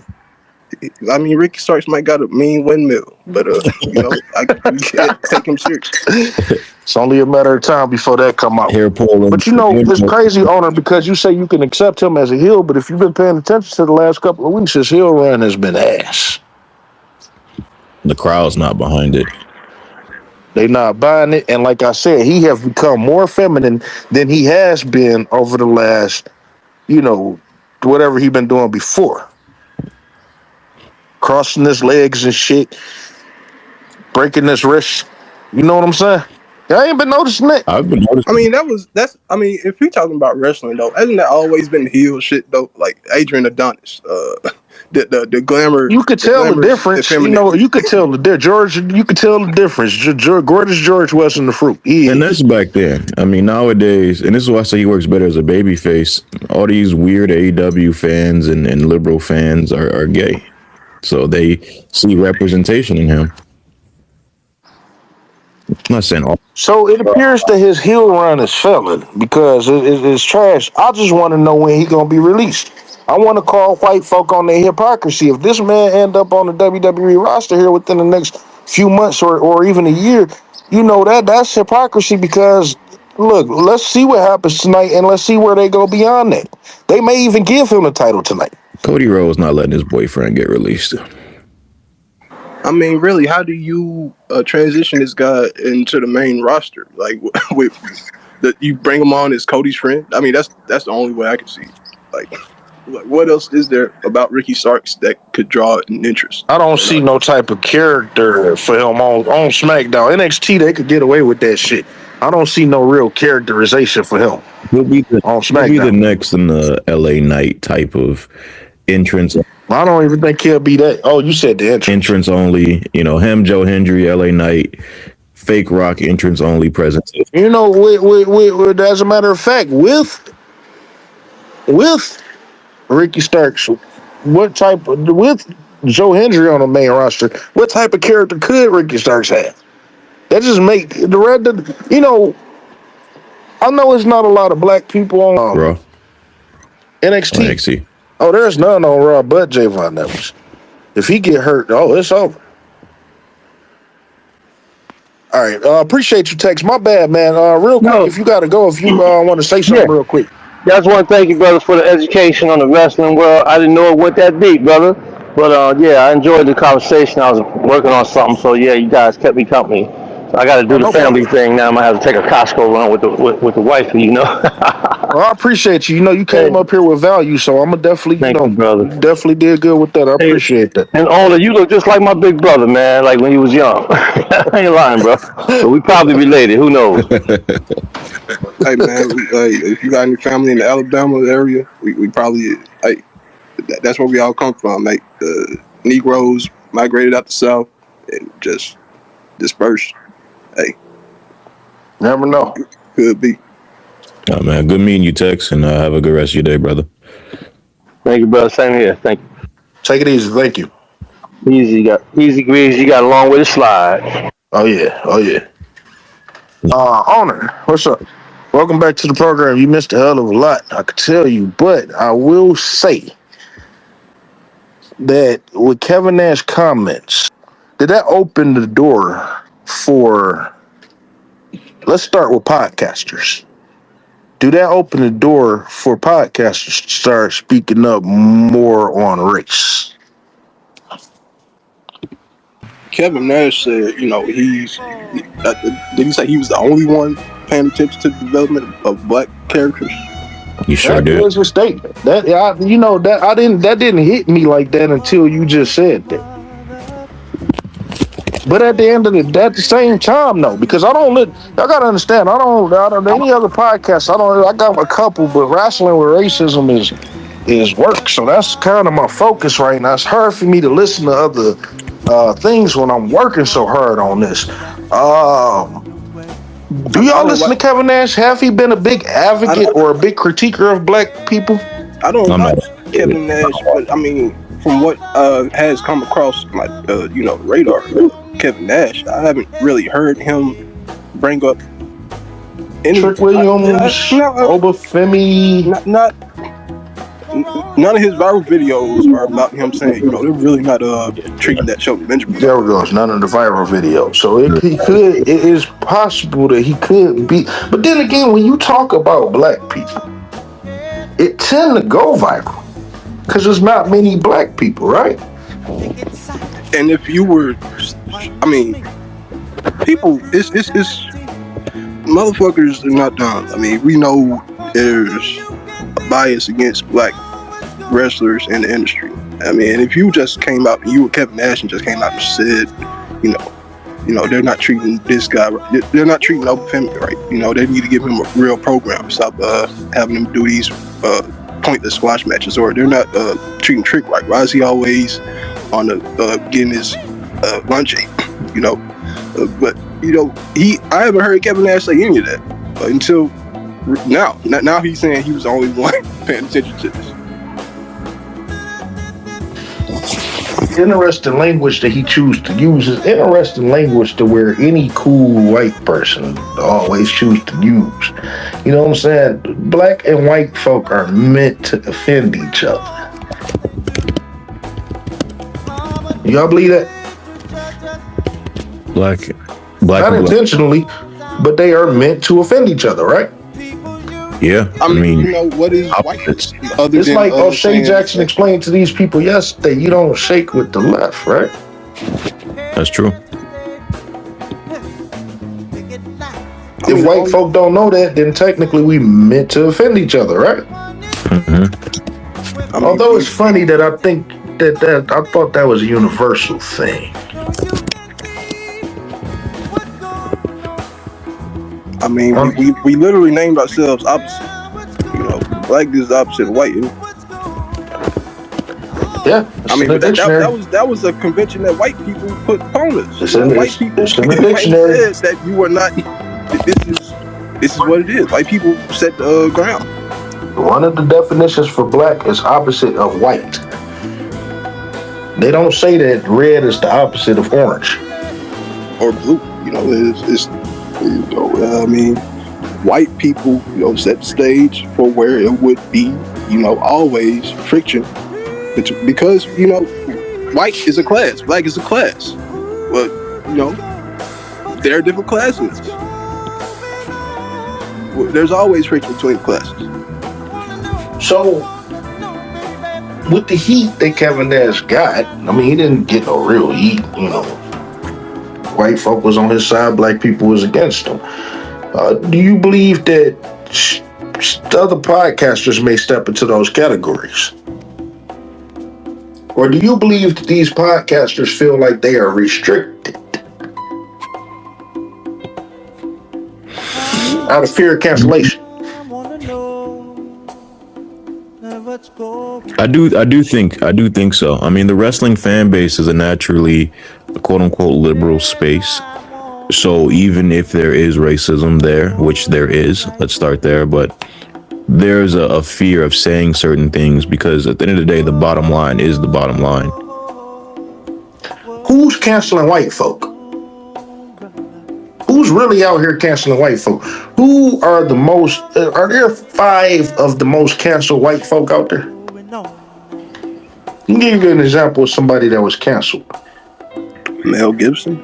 Hogan. Mel Gibson was canceled. Mel Gibson, Hulk Hogan. Hulk Hogan was not canceled. Oh, he Hulk wasn't. Hogan came back, and when I mean canceled for good. And Hulk Hogan had a strong 4 or 5 years before he died. They not getting canceled. They not getting canceled for racism. Yeah. Oh, you better believe that Tessa Blanchard didn't get canceled for racism. They getting canceled for SA and things like that, but not racism. But who though? What's his name? American Beauty. What's his name, man? Kevin Spacey. Did he get canceled with $80 million? I mean, he's still living good, but he not. That's what I think of cancellation. I want to, Kanye West got canceled, and they touched his money. Kevin Spacey ain't been in nothing since 2017. He already had that money. That was his retirement year anyway. Come on, now that nigga wasn't about to make no movies between now and then. House of Cards was the biggest show on Netflix. Oh, they canceled that show, didn't they? They took his role away and gave it to the white bitch. Mm-hmm. They canceled Roseanne. It's crazy because when Negroes they won't. They canceled Roseanne, and then the rest of her family could have another 5 seasons and shit. If Will Smith had got canceled, it would have been the end of the Fresh Prince. R. Kelly is pretty damn canceled right now, and shut him out right now. Yeah. White folk wasn't fucking with R. Kelly before. Nah, they sure. And we didn't cancel this motherfucker. America did. I mean, your mama still listen to R. Kelly, don't she? I was listening to R. Kelly this morning. I'm talking about somebody that was during that day.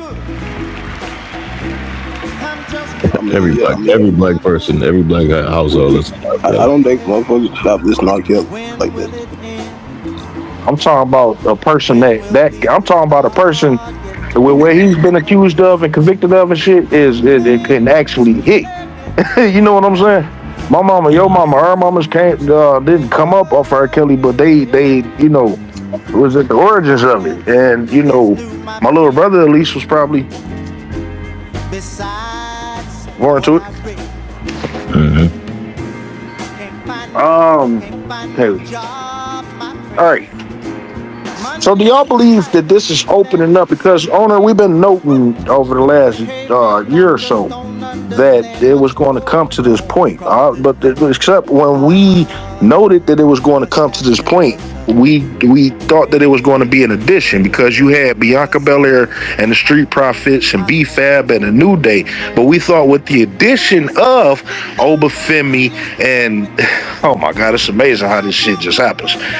Obafemi and Trick Williams and Javon Evans and Lash Legend. But it's crazy because all the people that I named previous is not there. Do you see how that worked? Where the hell did B-Fab go? No, she there. She been on SmackDown. She probably about to be with Jade in a minute. Okay. She turning on Mitchell next week. But she did get hurt. Her and Mitchell got hurt at the same time. Oh fuck. Jade Cargill hurt both of them. Ooh. Sheesh. Damn. Ain't that a bitch? Did we just figure that out here on wrestling racism? No, this kind of fucked up. It kind of contradicted something that we said about an hour ago. Yeah. But, it is what it is. Uh, but see, that's what I'm saying. You see how crazy it worked because here we are sitting up here thinking that the WWE wasn't going to put Trick Williams and Javon Evans and Obafemi out because they were so strong at that time. And here we are just a year and a half later, and none of them are anywhere to be found. We know the injuries happen. We know that pregnancies happen. But that's what I say. That's why we wrestle with racism. You know, and going back to Javon Evans being the only Negro on Raw. When Rhea Ripley get hurt, you got 5 or 6, 10 other whites to take that role. We don't have nothing. Raw was so boring. That's why I watched SmackDown. SmackDown was so boring. It was boring because they didn't have no Negroes wrestling, and that Last Legend and shit stuff was okay. You know, then Trick Williams, because I gotta talk to him about it. If y'all can see my pinned tweet, if y'all haven't noticed, Trick Williams' time on SmackDown has been exactly what it's been over the last 6 months of his time in NXT. He come out, talk the biggest shit, and come out the biggest loser. Let's talk about it right quick. Out of the big three, Mr. Skims, Obafemi, Javon Evans, and Trick Williams, who has had the most success? And what are they successes? Trick Williams, on paper, has the most success, seeing as he's, by WWE's definition, a 3-time world champion. Nope. You missed the question. Who has had the most success since they came to the WWE roster? And if I didn't say that, my bad. Oh, then what success have Obafemi any of them is the only one who's looked strong. Who's looked strong? Yeah, I mean, They've been they put him right with the right people too, right? Yeah. I mean, you know, it doesn't. I don't think it really adds up to much when you beating up on 5'4". I mean, but you got to know historically, these people, that's those type of people historically. That's how you be presented. So that's okay. I thought it was impressive that he took out, you know, the War Raiders. That's 2 grown men at the same time. Yeah. You know, I was like, where are they going with this? But then he's just going. But they don't have that many guys that size though. But then again, you see, he just flipped Rusev big ass around. You know what I'm saying? So it's a mix. It is a mix. And that sucks for Rusev. And here's me being a wrestling fan and not a racist. But you know, I've always liked and been behind Rusev, and I never understood after 2016, 2017, how he took that fall, even in AEW and shit. You know what I'm saying? And it's crazy because now you got the guys. Honor you know we all about size. You got Rusev, you got Royce Keys, you got Trick Williams, you got Obafemi. You got big guys. Something that's been missing for a long ass time. Big guys, no titties. You know, Drew McIntyre got titties and shit. You got big guys. How are you going to manage them? It's going to be a problem trying to present for WWE. It's going to be a problem trying to present Obafemi and Royce Keys separately. I mean, they having an aneurysm trying to figure out Royce Keys right now. Like, their brains are fried. They don't know what to do. They finna just throw the nigga away. Like, they have no clue. That is it's just amazing that you just can't figure out nothing. And again, it goes down to Triple H not having experience in creative. He is a wrestler. He has always come up as a wrestler. I don't even think he was listed as a high level creative writer in the WWE during the end of Vince McMahon tenure, was he? I can't. No. Yeah. I mean, you literally learn from the best. And then what is Stephanie doing? Stephanie not helping you out? Like, you know, I know she's not getting paid and none of that shit, but hey, nigga, The creative writing team is so bad, it may not even actually be the writers. It may not even be Road Dogg. The SmackDown was great when he was the head writer. The first run before his parents died. People forget the reason why he left. His parents died back to back. And he went back on drugs and shit. But he was the head writer for SmackDown. I think during Coffee Mania and all that shit. And his shows was pretty good. The problem with the creative team may not even necessarily be the creative team. The problem with the creative team is the leadership. Triple H gotta go. He not a good leader. It's like, what do you want? Like, what does he want? Like, what is his vision? Like, I'm trying, like, where is he trying to go with these characters? Tony Khan, it appears, got a clearer vision as to where he want AEW to be as opposed to Triple H. And it's crazy because I've been saying this for the longest. Triple H don't have no financial ties to this. His money is he not investing no money into it or nothing. So he don't have that. Vince McMahon had to put some care into that because that's his money that's going into this shit. Triple H is just an employee as a writer and with no experience. I mean, Road Dogg up and quit. Road Dogg just quit, and I don't think it was because of that. They say it was a bad annual review. I think it was because people weren't listening to him. His input wasn't getting taken. No, you should have known. Look, he ain't got that much pride in the fucking world. They fired him. They just said that so they wouldn't make him look bad. You got to remember these white folks still protect each other, but they realized that They realized that he may have been a weaker link. Because you got to remember, how the fuck did Road Dogg get that position too?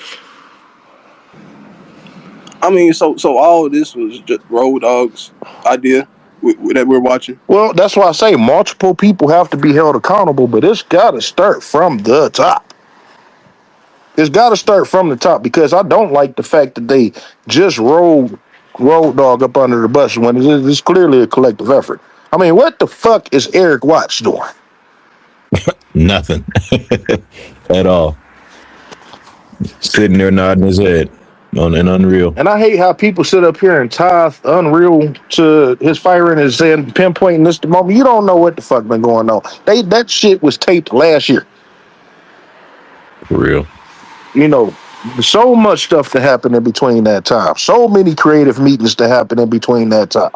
You can't tithe everything to Unreal when that shit was pre-taped. And then months later, they wait till now to fire him. Come on now. Or to put some fire up under his ass. That don't make sense. I didn't read I read the report and it wasn't good, so I'm gonna quit. Get out of here. Yeah. Owner, we noted that they waited till Bianca was well out the way. They waited till she was well out the way for this stuff to happen. And like I said, Rhea Ripley sparked it, but the other women took it upon themselves to come on in and be like that and really expose themselves. Doudrop, she haven't been that active. She's hurt. It's uncertainty about her health. It's uncertainty about her career. And she may say something here and there, but she don't meddle in nobody's business. What made you, out of all the times, speak up about this in particular?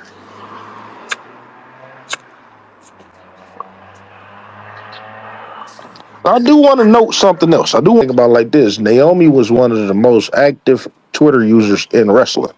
Like she reacted with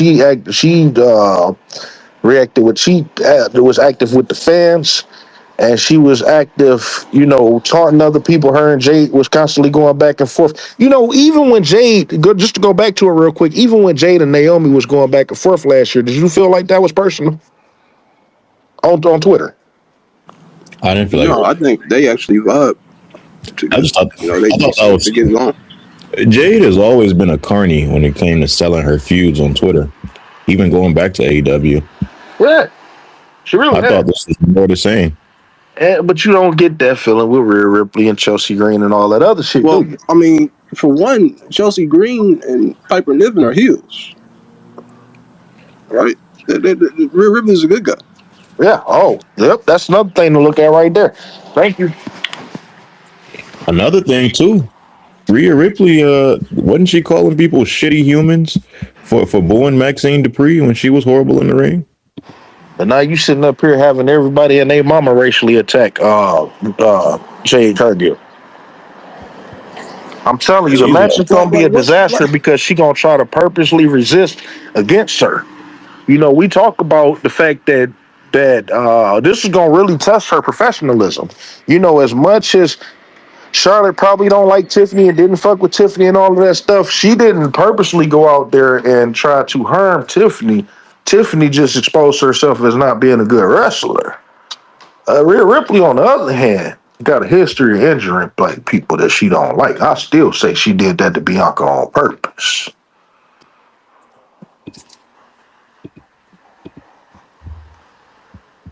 But the reason I said that about the Twitter engagement with Naomi is because it's a two-way. I say it may be something going on with her pregnancy, but then again, do y'all believe that the WWE pay extra incentive for people to have these Twitter interactions? I mean, why not bring it up on the show? Like they didn't even get into. That's what it should be all about. I don't think they get any incentives.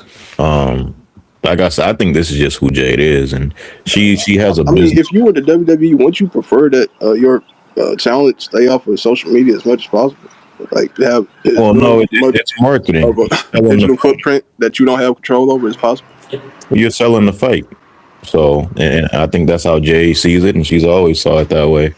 The Rock did it. His social media shenanigans for the Cody match 2 years ago got a lot of eyes that weren't watching wrestling onto that WrestleMania match.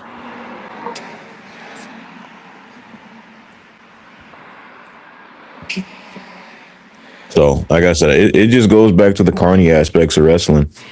I mean, it's the best way to do that. If you're going to tweet in character, tweet in character. Rhea, emotional crybaby ass, can't handle it and never could. She can't handle it and she never could, and they really do show. And it's crazy because, like I said, don't get me wrong, Rhea Ripley is tremendously over. But the reason why she's ultimately over is because she has a look that stands out above the rest. Not above the rest, but that stands out differently from the rest. Because I don't, but she do look different than the other women in the business. Same thing with Bianca. That's why Bianca got over. She came, with her being so great, naturally gifted, and if Bianca was white, she wouldn't be as popular. And you know what?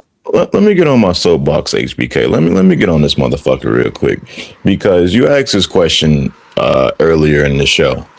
What would happen? Let's say this Reed J thing didn't happen. Well, it did happen, right? Yeah. And this situation is a hilarious case of their artificial diversity agenda blowing up in its own face, because we've historically critiqued the system for overly protecting Rhea as the international white star. And in this specific moment in time, she's exposing a lot of white truths because she's frustrated right now. She's genuinely frustrated. She the first one to crack. My question is, what initially frustrated her? You bet you going to WrestleMania? She must have found out that she was losing. I'm about to say, she's frustrated because she feels like she's being forced to carry the in-ring labor for a champion who can't wrestle. So why don't you do your fucking job? How many times have Hulk Hogan and Shawn Michaels and Bret Hart and fucking all these other people done that? Stone Cold Steve Austin and shit. A lot of people forget. Jade is green. That's fine. If you want to say Jade is pushed for her aesthetic, that's fine. This is a visual medium. And mind you, time out. Who fought this day? Yeah. Because they instantly put this woman. Here's the key. Wherever she came from, whatever training she got, they instantly put her out there. And then WWE, who got the best facility in the world, if they literally had it took 6 months to a year. 6 months to a year. Didn't even have to put her on TV. She would have been everything you wanted her to be. I agree. Instead, you that's make her everything you want her to be, before all that. But here's the key, though, Skims. What if she did? What if she was up to par? Come on, man. You don't think these women still have that attitude? Well, especially with the confidence. Let's say that she is exactly the way that she is, with the exception if she's a better wrestler. Well, ask yourself that. It's going to come down to what we said earlier in the show. What do black wrestlers get the credit for the most? Their physiques, their charisma, and their athleticism. So, and the fact that we the nicest people in the world because we can't afford to be a bitch or a real nigga in this organization. No matter how good Jade, no matter how good of a wrestler Jade is, I'm sorry, she's always going to be looked at as getting there because she's built like that and because of her aura. And I think a lot of that locker room resents her because she's being pushed heavily, despite not being good on the ring or on the mic. So how they gonna settle this? How do y'all believe that the WWE is gonna settle this? Do y'all believe that they are going to bring Jade down a peg or two? How do you bring her down a peg or two now? You can't. You someone whose confidence is that high, you can't. And you see an ugly exit on her? And like, what do you do? I mean, she loses in fake wrestling. Like, she's really set for life. Like, she really, like I said earlier, like you take fake wrestling away from her. Then what? Like, she's 32 years old. she has so much ahead of her. She can go be a model. She can go be an actress. She can go back to AEW. Tony Khan would be on his hands and knees to go. She can be in movies. Do y'all see? A ugly exit? And Jade? Yes. I like her accent. No, so ugly exit. Oh, an ugly exit. No. I think because that means that the situation is going to have to calm down, and that's why I'm asking you again. Do you bring her down a peg or two, or do you keep her as your top woman? You're multi-time women's champion, always in a women's title picture. I mean, obviously, clearly the one who needs humbling in this situation is Rhea. And then you got to know that over time, as she accumulate, you got to think about it too. As she continues to accumulate success, that's going to draw more animosity out of the women in the locker room. Okay, so with that being said, are they going to punish the women in the locker room? Well, no, because unfortunately, HBK, Jade Cargill is looked at as the one that's wrong here. So you know what? Maybe. Because this is how white people see it. I started thinking about that. We gave you everything. We gave you Natalia. We gave you Tyson Kidd. We gave you Matt Bloom. We gave you Smiley. We gave you Sarah Amato. We gave you Dustin Rhodes in AEW. AR Fox. They think that they gave them the best trainers that they could. You can't. That's where WWE is fucking up. How can you train a person and put them on the road at the same time? It would never work like that. That's why they had the Naomi angle to take her off TV and give her more training, and it still hasn't worked. What's the fucked up part, right quick? Out of all the fucked up matches I've seen, I never came out of a Jade Cargill match and said this was bad. How bad is Jade Cargill? I mean, she's really outperformed in that triple threat she had with Tiffany Stratton and Nia. And then, the visual with her busting her face open and the blood, like she, how green is Jay really? Like, right, you're right. You know what, HBK? No, it's not even how green she is. She green.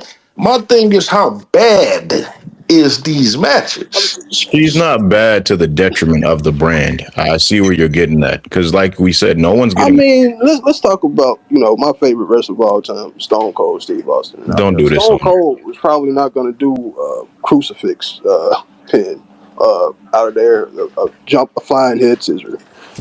He's going to punch you and kick you and stomp a mud hole. Because Austin, after a while, just didn't have nothing to add. He didn't have to do suplexes and all this other different shit. He let him tell it. He was restricted on doing all that stuff.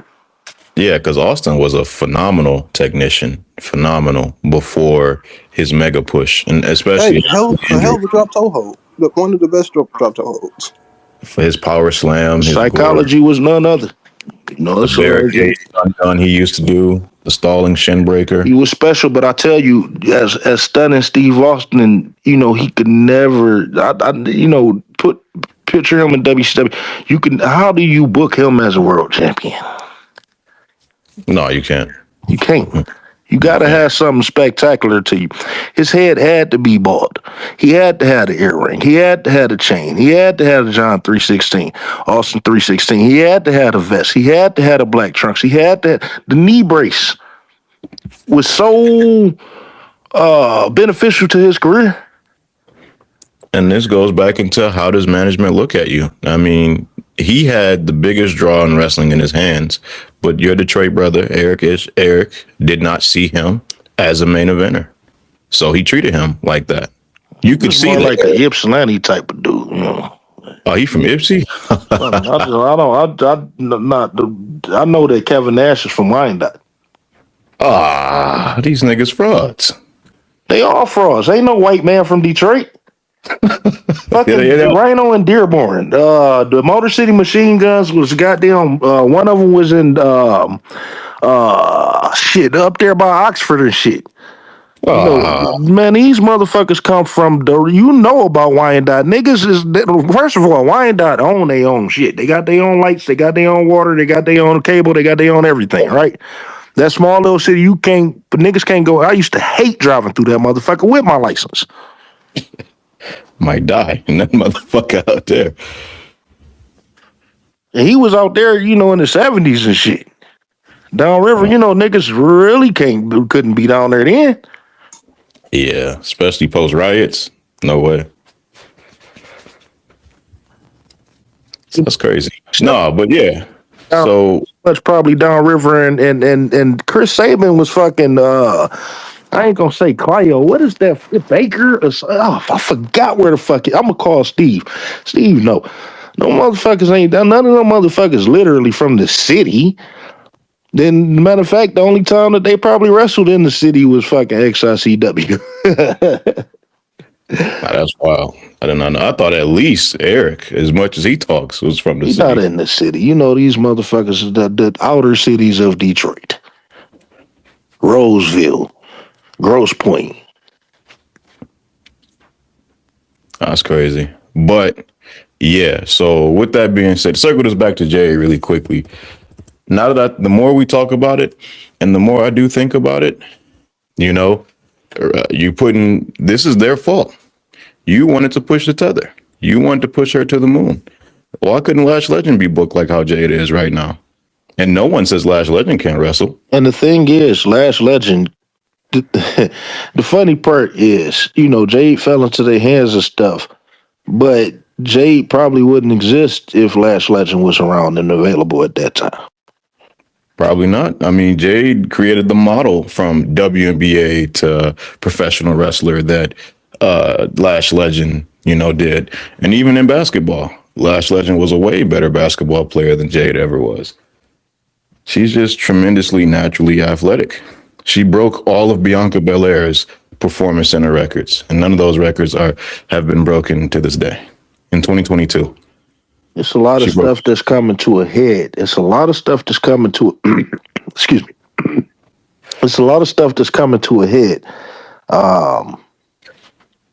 right now, and is only gonna get worse. I do want to bring this element into it because it may not get worse. These are the things that's gonna help alleviate the racial tension that's going on in the locker room. Last night, the WWE had a gauntlet match for the tag team titles or the number one contenders for the tag team titles or some shit like that. Mm-hmm. Ron Killings won. Ball-headed. Yep. Him and Damian Priest won. Is that for WrestleMania? No, it's not on the WrestleMania card as far as I could see. I could be wrong though. Let me fact check. Or if they haven't announced when they get in the title match or not. But it kind of confirmed that Street Profits, no chance. that they coming back. That's what I was leading up to too. Yeah, there's no chance. If last night wasn't an indication, one more shred of hope. If we don't see them the first week after WrestleMania, because we are in the midst of WrestleMania season, and I'm pretty sure they're not about to thrust them into WrestleMania. Well, they could have, if they had a fucking challenge for the tag team titles, actually. If they had won that match. They didn't announce the date for the match. It's probably going to be the Raw before SmackDown. I mean, the SmackDown before WrestleMania. Yep.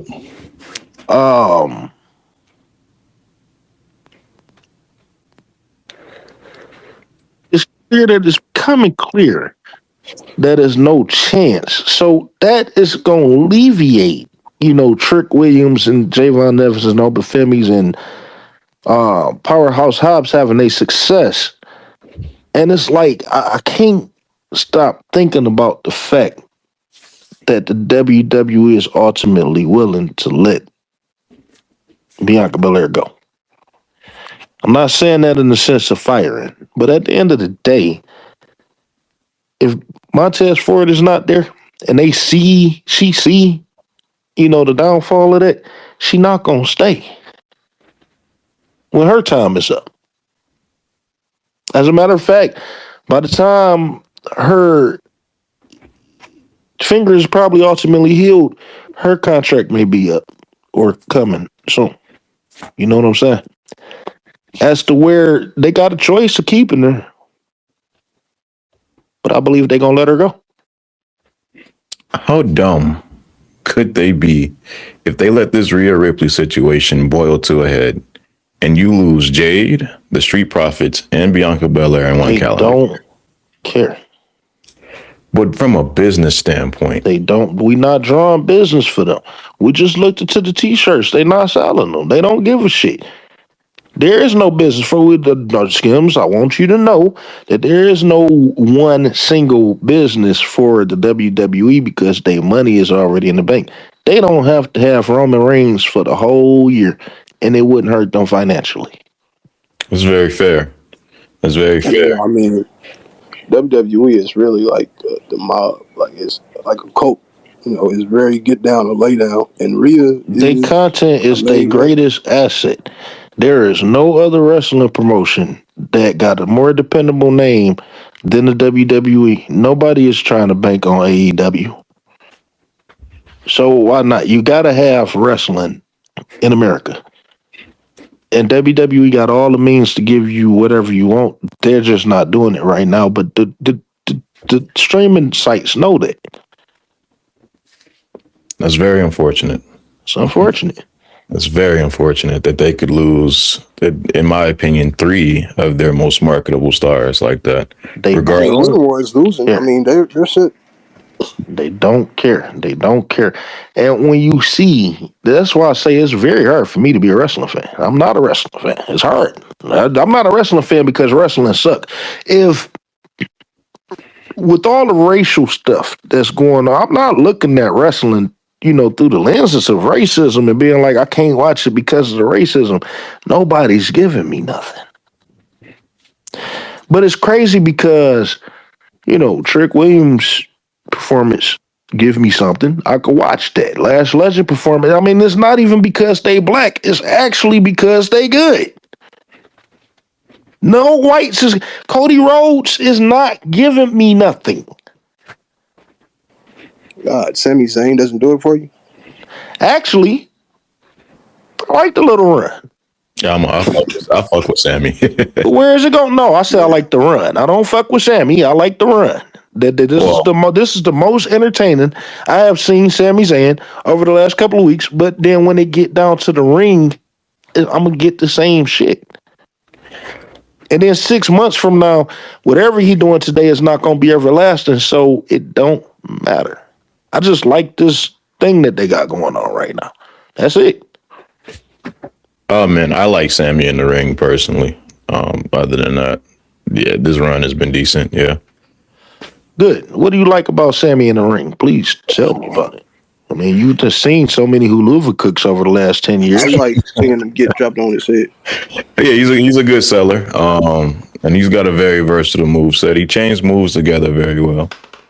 He looked like my dog.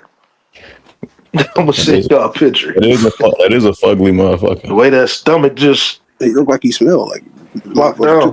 I mean, you probably wash your dog. I do. The same thing. Wash my dog don't stink. Shit. We hit all them pockets.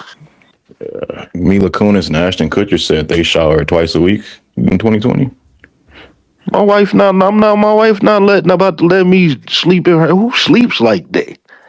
Crazy. I thought one time out when I was working the midnight shift, I could come on in and nah, nigga.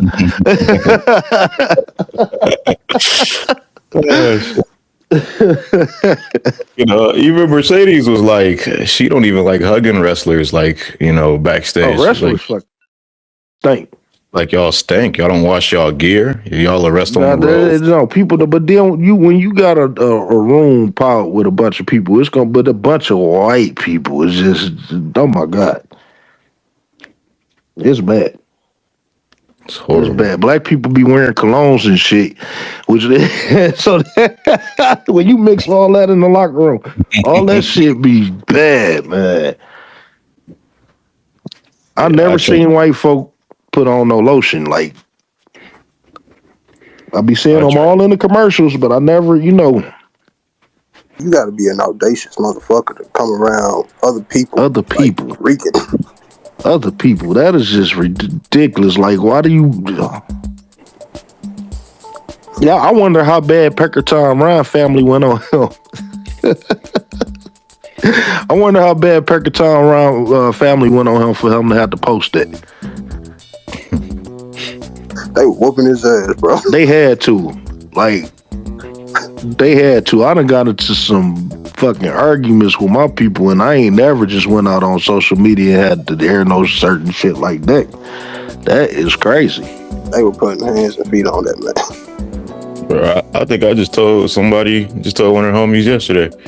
He was like, man, this girl told me she showered 3 times a day. That's crazy. I'm like, why is that crazy? Why is that crazy?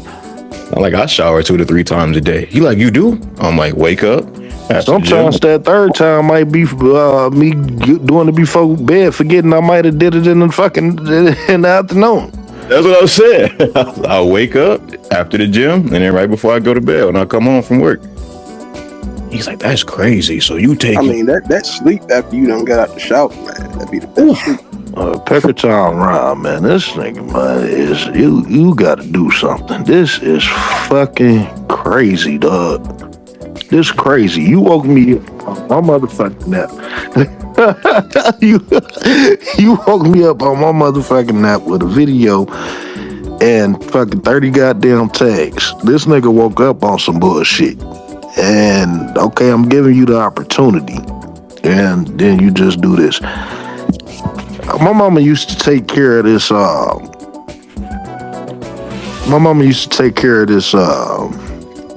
She was a white lady, so I could call her this. My mom used to take care of this retarded lady. You know what I'm saying? She used to do the little home health care stuff. And we was kids. And, she used to have little, fruit or, little fruit or something that my mama would probably cut up. And, she'd be like, yeah, I'm on some. And we'd be like, yeah. And then we go over there and grab some. She'd no. And then my mom would be like, what the fuck y'all doing? Don't ever take nothing like this. She already leave her the fuck alone. Shit. Like, damn, why she get to going like that? That's what Pecker Tom Ryan is. You know what I'm saying? Hey, let's dialogue. And then once we fucking dialogue, it turned into shit. I don't know, on the mental health thing, because obviously it's a mental illness that he got going on. And like I said, I have went over the top on a lot of things. You know what I'm saying? I'm a creative person. What can I say? But you can't linger on. You can't linger on everything. Skims, you seem like a confident person. All right. Yep. But I'm pretty sure somebody has gotten the best of you over time. You know what I'm saying? Any situation, pick your choice and do whatever. Work, school, athletics, roasting, capping. pretty sure people done got over on you on certain things, certain times. How do you move on? When something like really hit you, like, you know, big Mr. T looking motherfucker just came and gave you a wedgie and you know you can't whoop this motherfucker ass. Oh, well, shit, I gotta get that shit back in blood, I ain't gonna lie. Well, here's the thing. I'm in Detroit and he's in Baltimore. That's a little 8-hour drive. I'm online. I've made that drive before from the This is the key right here. I'm online. And it's like I said, you know, the taunting and shit. But see, like I said, I done stepped back many times. And then I come, you know, I might run into something. And see, like, oh, this is what you've been doing for these, let's say, month. This is what you've been doing for a month. This guy literally retweet every single thing that I put down. Look at what I respond to, and then look at his retweets. I gotta block that motherfucker. I mean, and Skims, you probably actually have the capacity to, you know, travel outside your state. I don't think Ron can leave his block. I don't think he's willing to leave his block. You know, he went to the little wrestling thing the other day. The one that Kurt Angle was supposed to be at. Yeah. He went to the little wrestling thing the other day. That was the best time he had in a long time, probably. If you can't get the shit back in blood, you just gotta let that shit go. You gotta let it go. But see, how do you let it go? I mean, like I said, you see me, right? I'll have put some content out. It can embarrass a dog. A dog would feel some type of way, knowing that, you know, they may not understand the ramifications, but they could feel like, damn, I feel like people laughing at me. Right.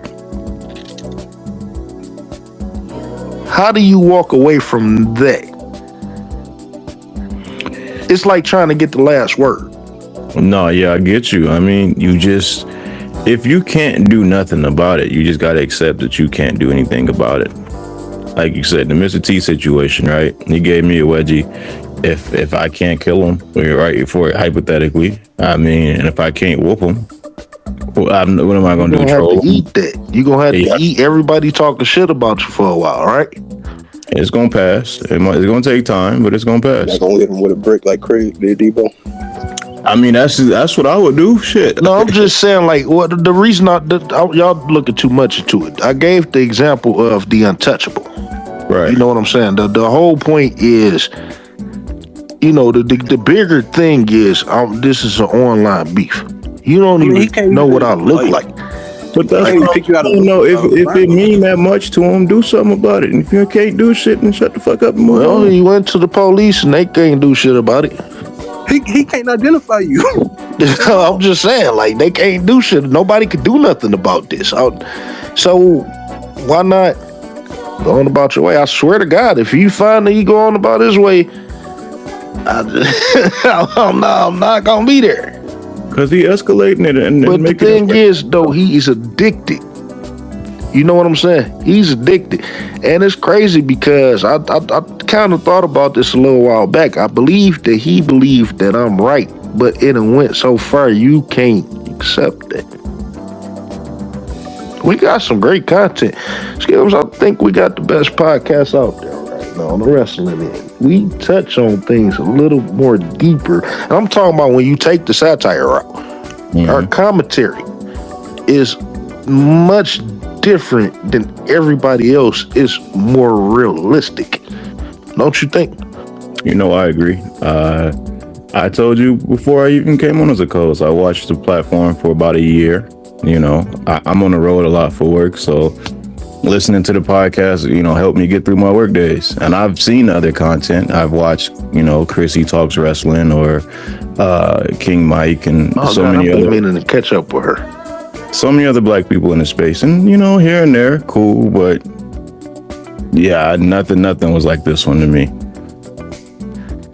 And so, I mean, look, I got different guys, Owner, Mike, Duke, they all bring something different in terms of commentary, but it's all unique. Mm-hmm. You know what I'm saying? I was just thinking about that. Like, you know, it's 6 of us, right? And nobody has the same opinion about a whole like maybe Mike and Duke more in line with the AEW stuff, but each and one of us has like a unique outlook, or at least. But it all meshes too. Yep. You know what I'm saying? This ain't, as you can tell, this ain't something that we sit down and talk about and think about 2 or 3 days out the week. We come up here, we get a format, and then we go to work off honest and raw opinion. So, it's hard when you pay attention, because it's like when you pay attention, when the focus is not on you. You got to know that we right about some stuff, or most stuff, or all stuff. You watched every single episode. You on every goddamn thing. So you know the commentary. You gotta be enjoying this shit to give it that type of time, right? Get that out of there. Because other than that, what the fuck is you listening for? I can't listen to... I'm not about to sit up here and listen to Myron Gaines. I don't care what he say that go viral. I don't care if he come out and say the most harshest shit. I don't even have to respond because I don't care. I already know what to expect from him, so I don't care, right? Mm-hmm. How do you listen to something or somebody, and then on top of that, okay, so you say that you exposing me, mind you don't have a following, don't nobody care about you, you don't have no consistent amens or none of that shit, you know what I'm saying? So who you exposing me to? You don't have a platform. You know what I'm saying?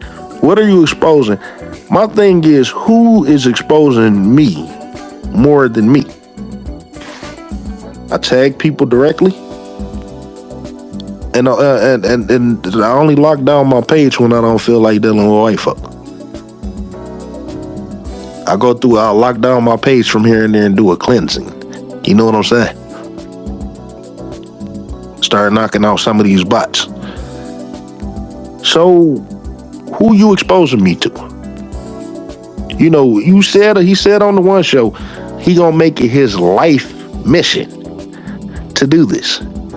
This is what I'm trying to figure out. How do you get out of this mindset? So, the only solution that I got for him to get out of this mindset, obviously, is to develop touch grass. You know what I'm saying? Touch grass or get some type of companionship. You know what I'm saying? And I should have did this discussion when I did What Makes a Coon a Coon. I swear we not done with that. But how do somebody make a complete lifestyle change? Mind you, he's 40 years old. So when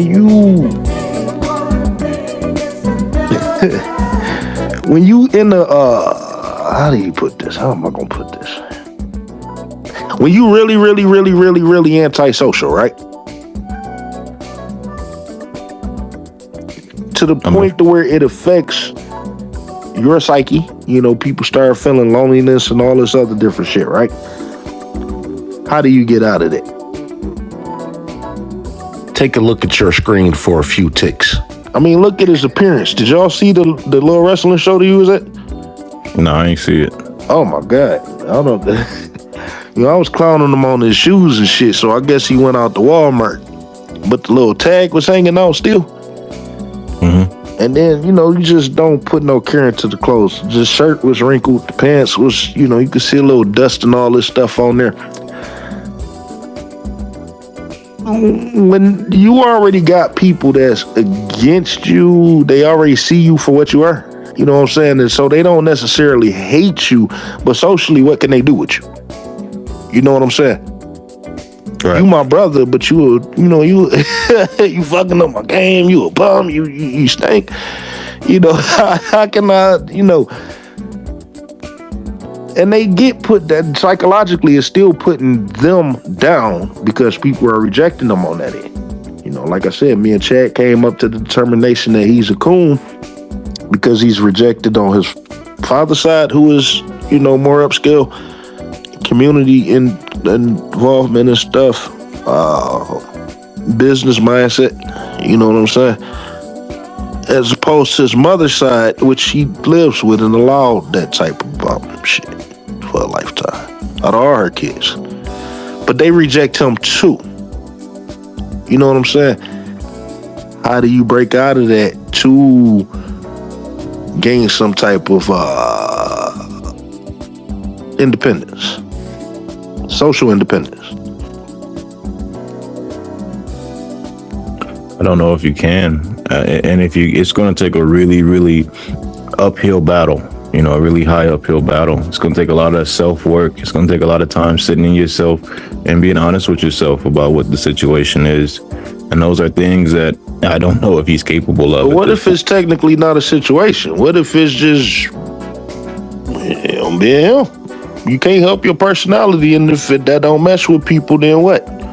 Well, that is the situation, because if you're at the heart of every conflict within your life, then you got to put the work in on yourself.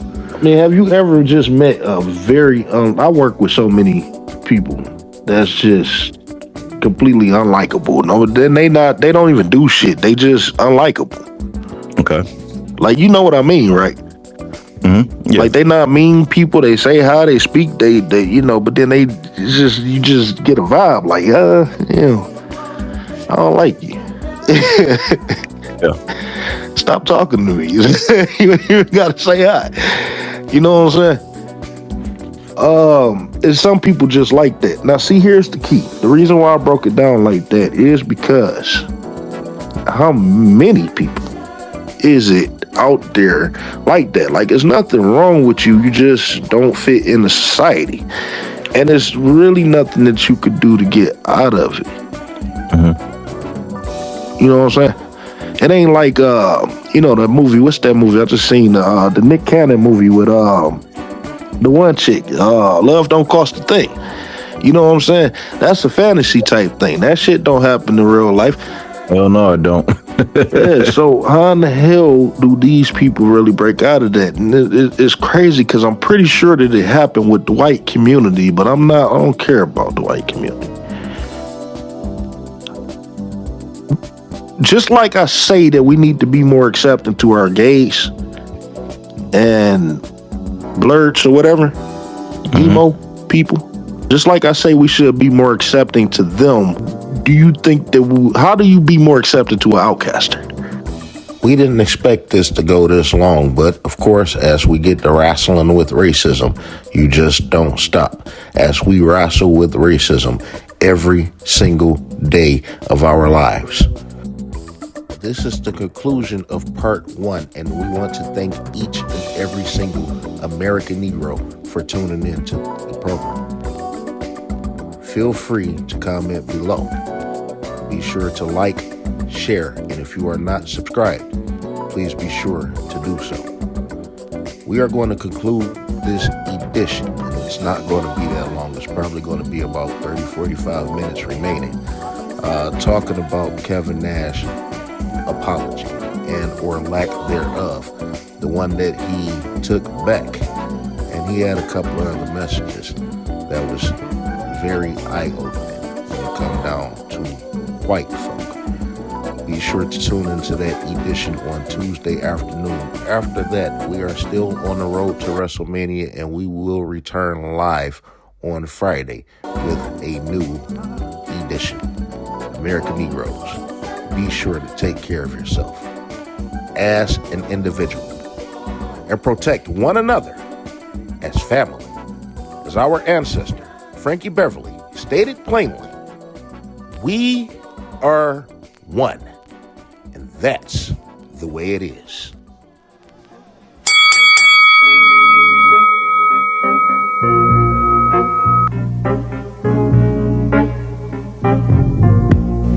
We here at Wrestling with Racism hope that each and every single American Negro enjoyed this edition of Wrestling with Racism, as we can assure you that wrestling with racism is not the easiest thing in the world to do. We here at Wrestling with Racism aim to exploit white truths However, white truths isn't the easiest thing to live through.